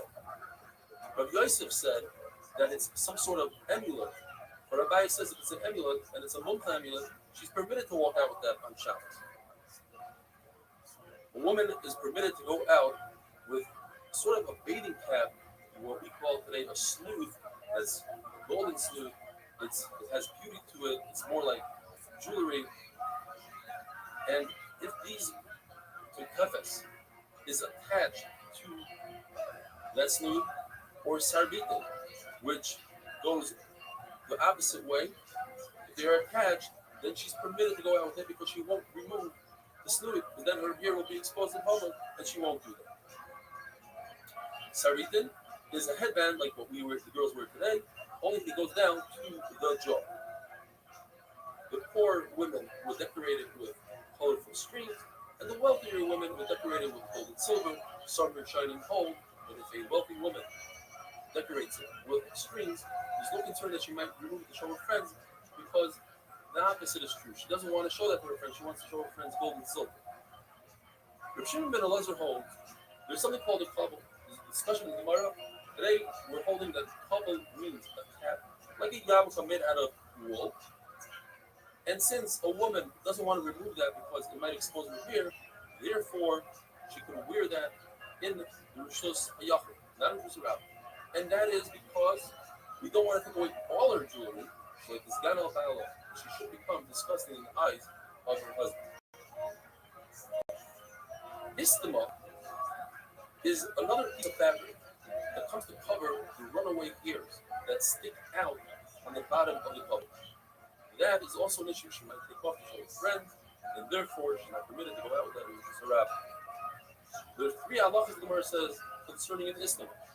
The way an istema is made is it's felt, and felt is not shua tavi b'nois. The Rosh Hashanah of Shat is shua tavi b'nois, has to be woven and like a piece of fabric made out of threads, and this one is basically taped. You can even take flax and wool, but you press them together rather with making strings, and therefore there is no shatnez. And since there's no shatnez, it's not considered a beged. And if it's not a beged, then there's no halachas of terat. So if you find a funny color-looking thing on your beged, green, red, whatever the color, it is not terat because this is not considered a beged. Other halachas, you're not allowed to go out with it, which is around like we discussed. And finally, Rav Shimon says, although there's an issue for a kala to wear a tiara, a crown on her head, this istema does not constitute a crown, and therefore she's permitted to go out with it. Kala is permitted to wear one of these, have a wonderful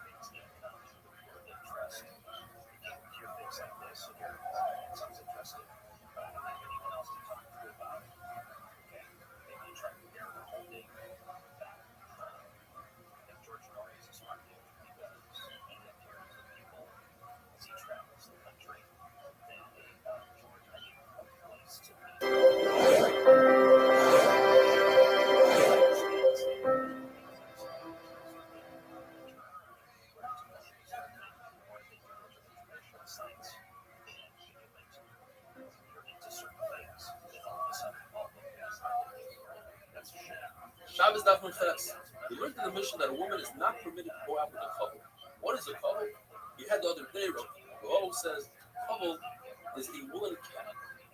Today we're learning about Shmuel. Shmuel says it's referring to a slave. A slave wants to show alliance with her master. She wears an emblem that says slave. There's different types. Some are made out of clay, some are made out of metal. Sometimes they're worn on the neck, sometimes they're worn on the clothing. Sometimes they are made by the master, and sometimes they're made a slave himself. So Shmuel, we're talking about a slave who made her own emblem, and therefore the concern is, since she wasn't forced to wear it by her master, she might take it off in order to fit in with everybody else. If the owner, the master, made the emblem, and it's on the neck, it's made out of clay, there's no concern. She could go out with it on Shabbos. She won't remove it because she's fearful of her master. And even if it falls off and breaks, it has no value, she won't pick it up and bring it back home. If it's on the clothing, then it's also to walk out with it on Shabbos. Perhaps she'll pretend that she was hot, she took off the clothing, the coat, folded it up. Folding up a coat and carrying it on Shabbos Dalad is an issue deraisa. For the same reason, in those days, those who were kafaf, they showed alliance to the Rosh Hashanah, they would wear an emblem stating that they're part of the Rosh Hashanah's group. If they didn't wear one, they could get into trouble from the Rosh Hashanah's police. Therefore, it's awesome to go out with it on Shabbos. Perhaps you may pick it off, fold it up, etc. If the emblem is made out of metal, it's always awesome to go out with it, because if it falls off, you might come to pick it up because it has value. It will carry $1,000 in the A bell that's made for a slave is a tafshid, it's an ornament, and therefore it's also to go out with it on Shabbos. Perhaps it will fall off and you come to carry it, unless it is woven into the clothing by a professional.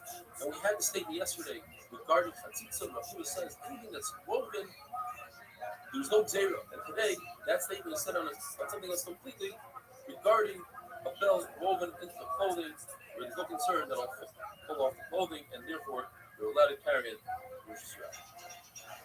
An animal is also to go out with a belt because it looks as if you're bringing it to the marketplace. In order to sell something in the market, you want it to look good, and you dress it up with bells and whatever else you have. It's also for an animal to go out with any sort of emblem as well.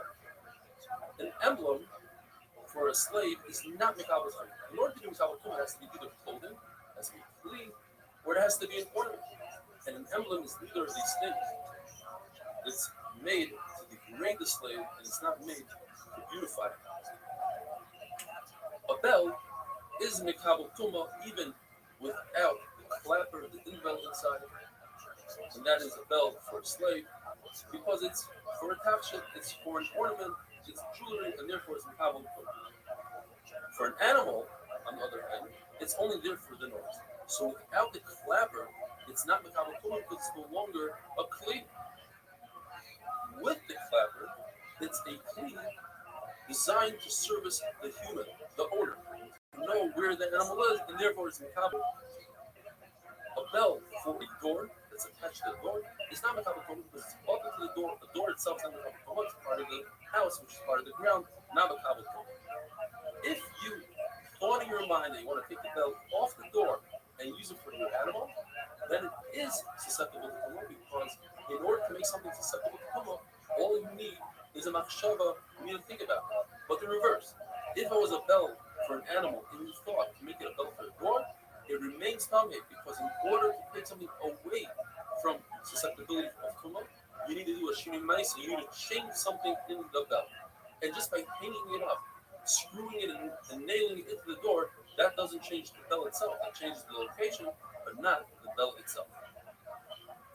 Any bell that was designed to create a sound, such as a bell for an animal, a bell for a child in its crib, a bell that you put on a bib, all these bells, they're only finished once you attach the in-bell to the clapper. If you didn't attach the clapper, then there's no Tamar Malacha, it's not considered the best. Once you have that clapper in there, and you take out the clapper, it remains coming. Why does it remain coming? Rabbi says it remains coming because anybody can take the clapper and reattach it to the belt. You don't need a professional. The question is, we learned that if you have scissors that come apart, then they are only mikabel tuma one part to the other. In other words, if you touch part A with the sheret, part B becomes tummy only while you're using the scissors. And the same thing for a carpenter's one. Only while you're using it, if you touch the metal, does the wood become tummy or vice versa. But if you put it aside, even if they are attached, one part does not make the other part tummy. Certainly, by a bell, if the clapper is detached from the bell itself, if you, they should be considered one. Therefore, Rava and Rabbi Yochanan have a pshat. The reason why the bell itself is tummy, where the clapper itself is not mekabel itself, but the actual bell is. The reason is because the actual bell can make sounds even without the clapper. If you take the bell and you bang it against something else, it will make that sound. Yes, it might not be the exact sound that a bell makes, but nevertheless, it is a sound. Similarly to a basket. You have a basket that holds fruit. If you have a very large hole in it, the fruit fall out of it, it's still the tuma as long as it can hold pomegranates. In other words, it might not serve its original purpose, but it has somewhat of a purpose in tuma. So to this bell. And tomorrow, we'll see other reasons. Have a wonderful day.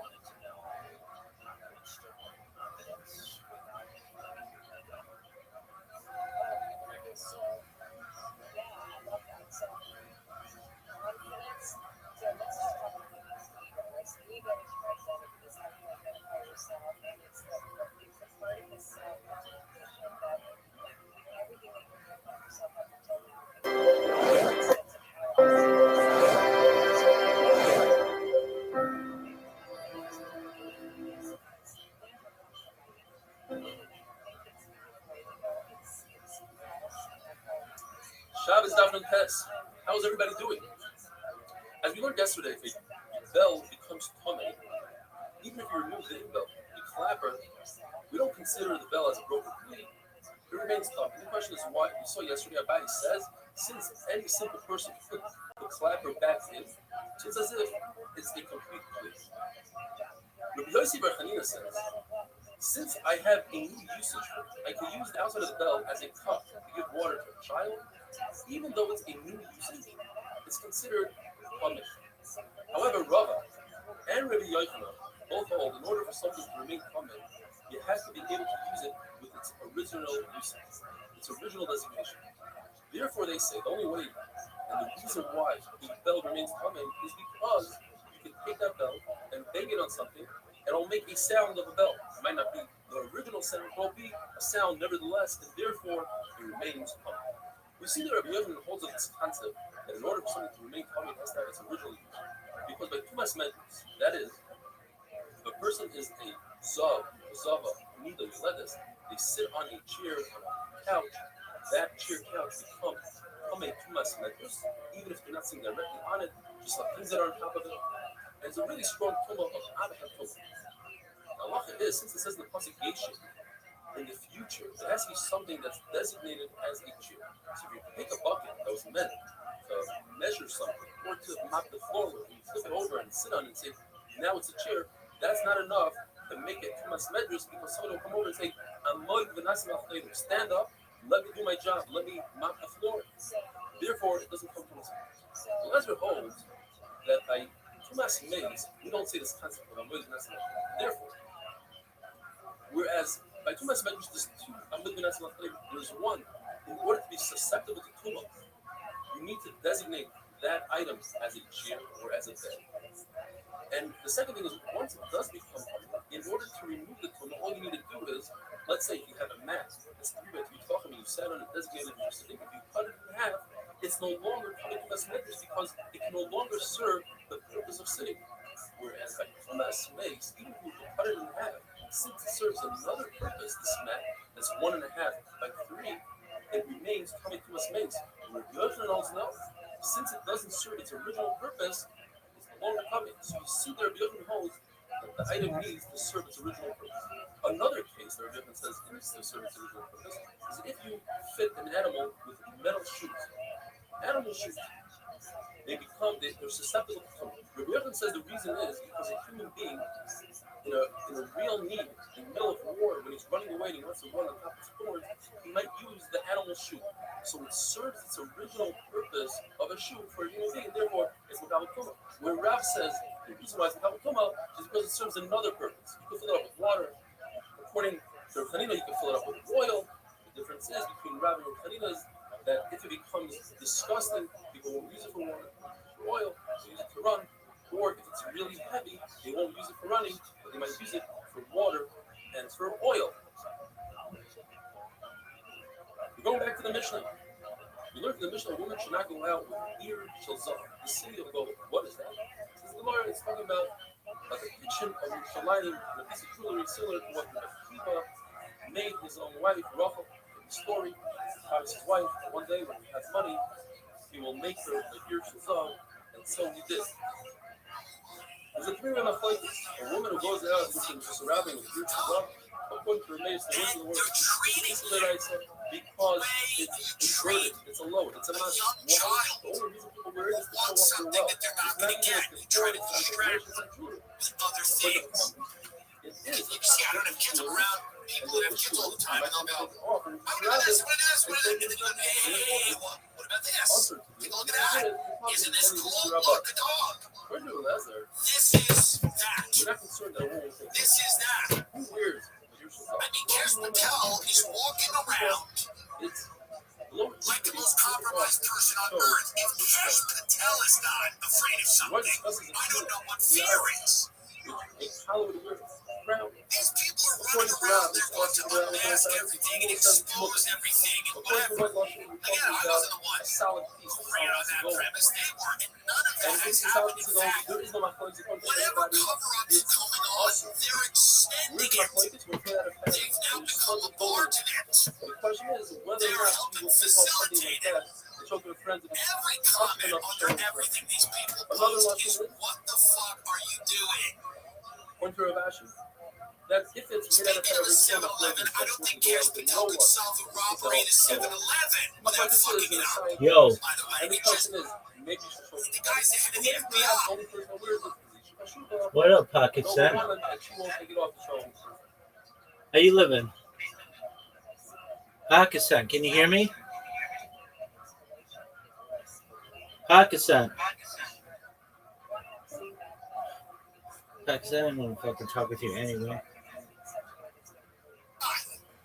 I love Helix. I'm telling you, it's the best mattresses in the world. Everyone that comes to stays with me says why these mattresses are great. And I say it's Helix. Go to you gotta go. This Labor Day sale is amazing. It's too good. I'm telling you right now, you will never regret getting a Helix mattress. It is the best thing that most people are going to have in their house. I'm telling you.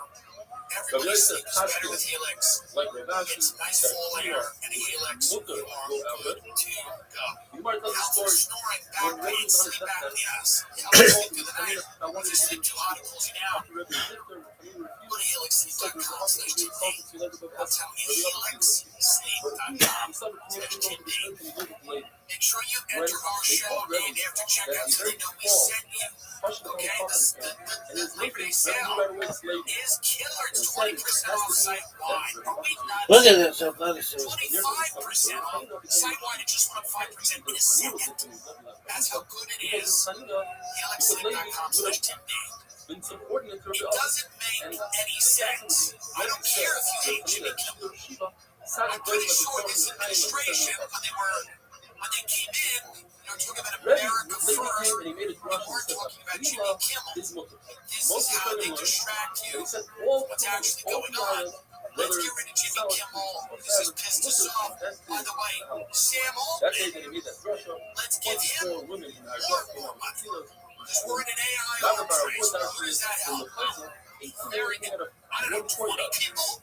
20 Trump voters? And then we'll blow at that dinner in D.C. You're allowed to wear on Shabbos. You know? One is your life better? Are you making more money? Do you feel better? Do you feel financially more stable? Are you excited about the Israeli real estate project in Gaza? Does that get you going to the rendering to make you happy? Get the rendering to make you happy. You don't have healthcare. Those renderings do it for you. They're nice renderings. That's already a What does burden that and it's make awesome. you excited? Of course, sex Is is that what you totally voted for? Is that what you're happy about? if it has Is this ties, what it's tied well you're enough. Below the excited smoker, about? without Do ties, you show it's them awesome. We to discussed friends already of yours who have recently lost their jobs? Nizamin You show them the renderings and go, but a look hearing, at that. the That's woman gonna be is pretty not fucking touched to nice. take it off. It's too hard Imagine to that get somebody to. can walk right to And the then we beach. learned They'll about probably have a long boardwalk. a Go ring, right to the which beach. we will go on That's tomorrow. what this is about. To explain the studio of a ring. This city of the future that's being built on the mass grave of all of these people that we're funding. That's what it's about. An AI city of the future built on a mass grave. You're funding now. Oh, Jimmy Kimmel said the joke that people don't like. Let's see what this is. Not even a year into this administration is very obvious that this whole thing, the wheels are coming off. Tucker Carlson's become a liberal hero. Is that because things are going well? Is that because things are going well? Is that happening? Because things have gone in the right direction. That a woman cannot go It's out and wild to watch. with a Every ring that liberal doesn't have friend I know in LA, okay, cocoons himself in a blanket, drinks a matcha, and watches Candace Owens for 19 hours a The day. problem is that the weekend And I like Candace, but is that a ring that because has a signet or doesn't they're have a doing signet. So you see, a even great though it job has a in signet, it's Washington? considered jewelry. Is that because things are Really, the going well? only also with the Rabbi. You know? Says Rabbi, perhaps the Mishnah You know can what I be mean? read as two separate elements.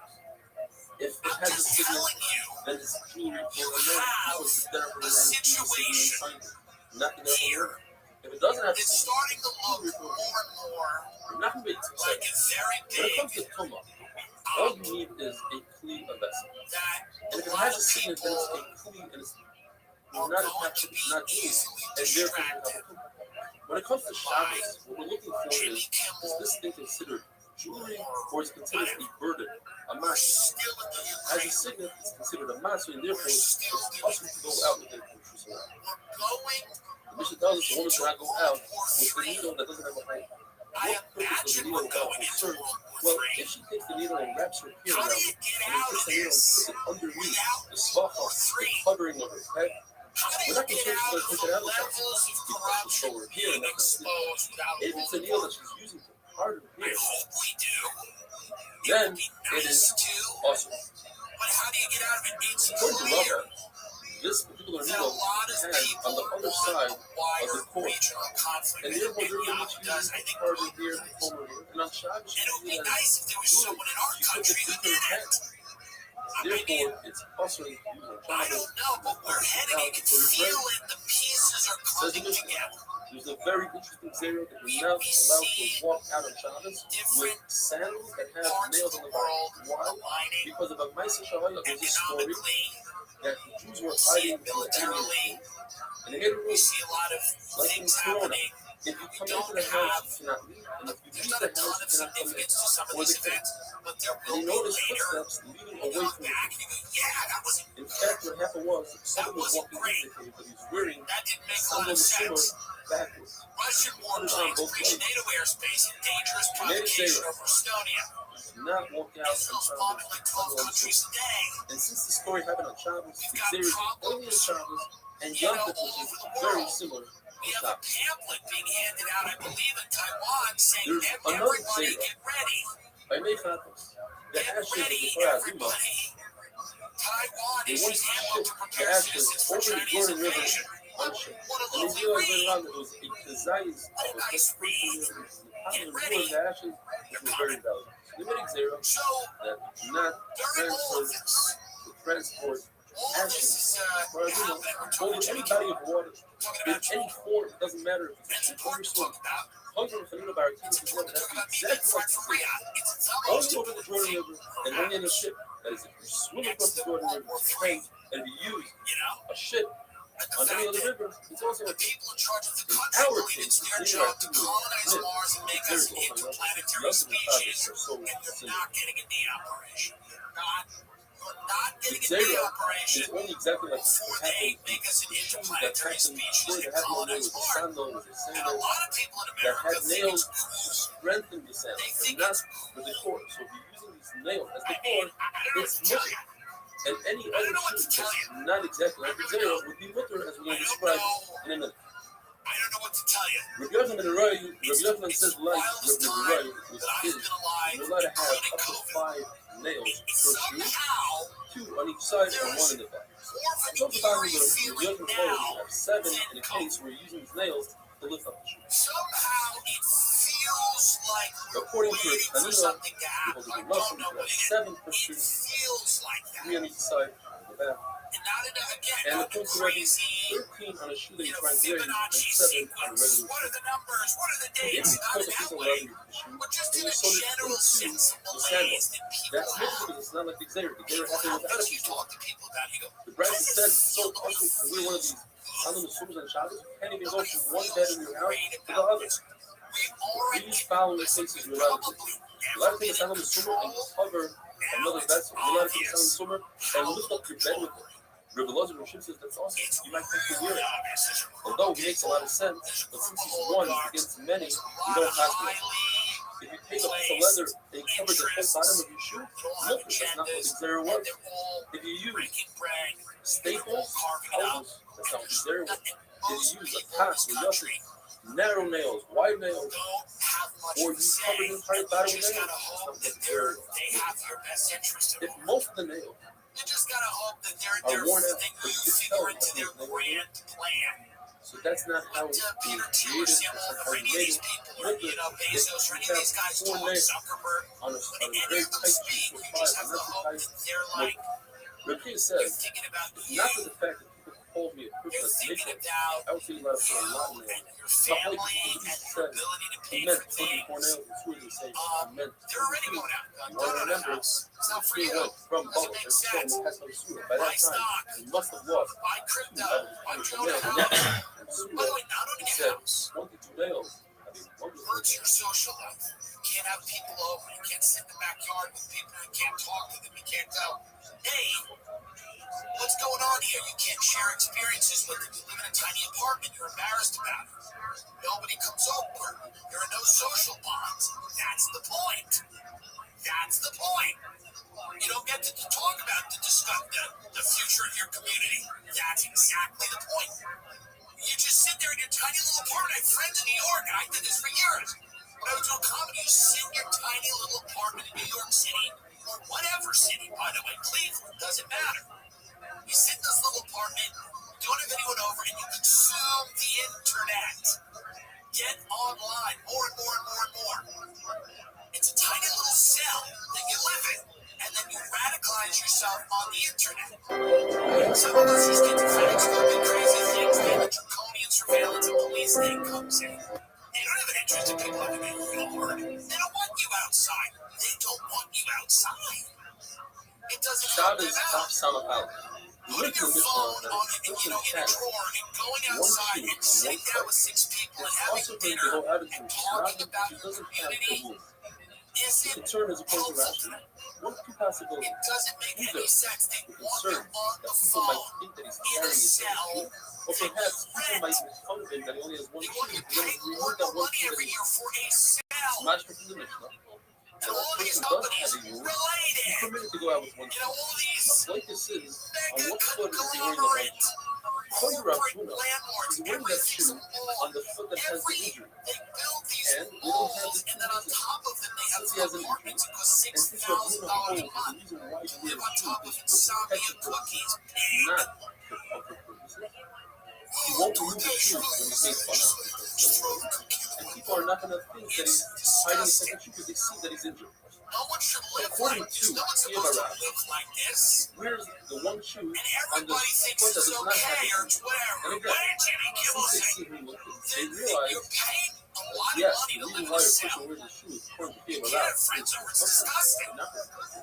It's absolutely In one case, disgusting. therefore, doesn't have a For shoe on most the of you injured to foot. have your friends to your apartment, it's Or the embarrassing. reason is It's shameful. because I've been they there. might think that he's carrying I some shoes. They couldn't won't do that have because they see my that he's friends to local. my apartment, and my friends are You're the animals. once asked for And his it shoes. was He was still given the right shoe. embarrassing to have your The shoe friends for in his your benefit. apartment. And Because he it's a determined it, and tiny he said, little apartment. Basisay Maka. You've got He made it, a he made corner it, of dirty it's not clothes. easy.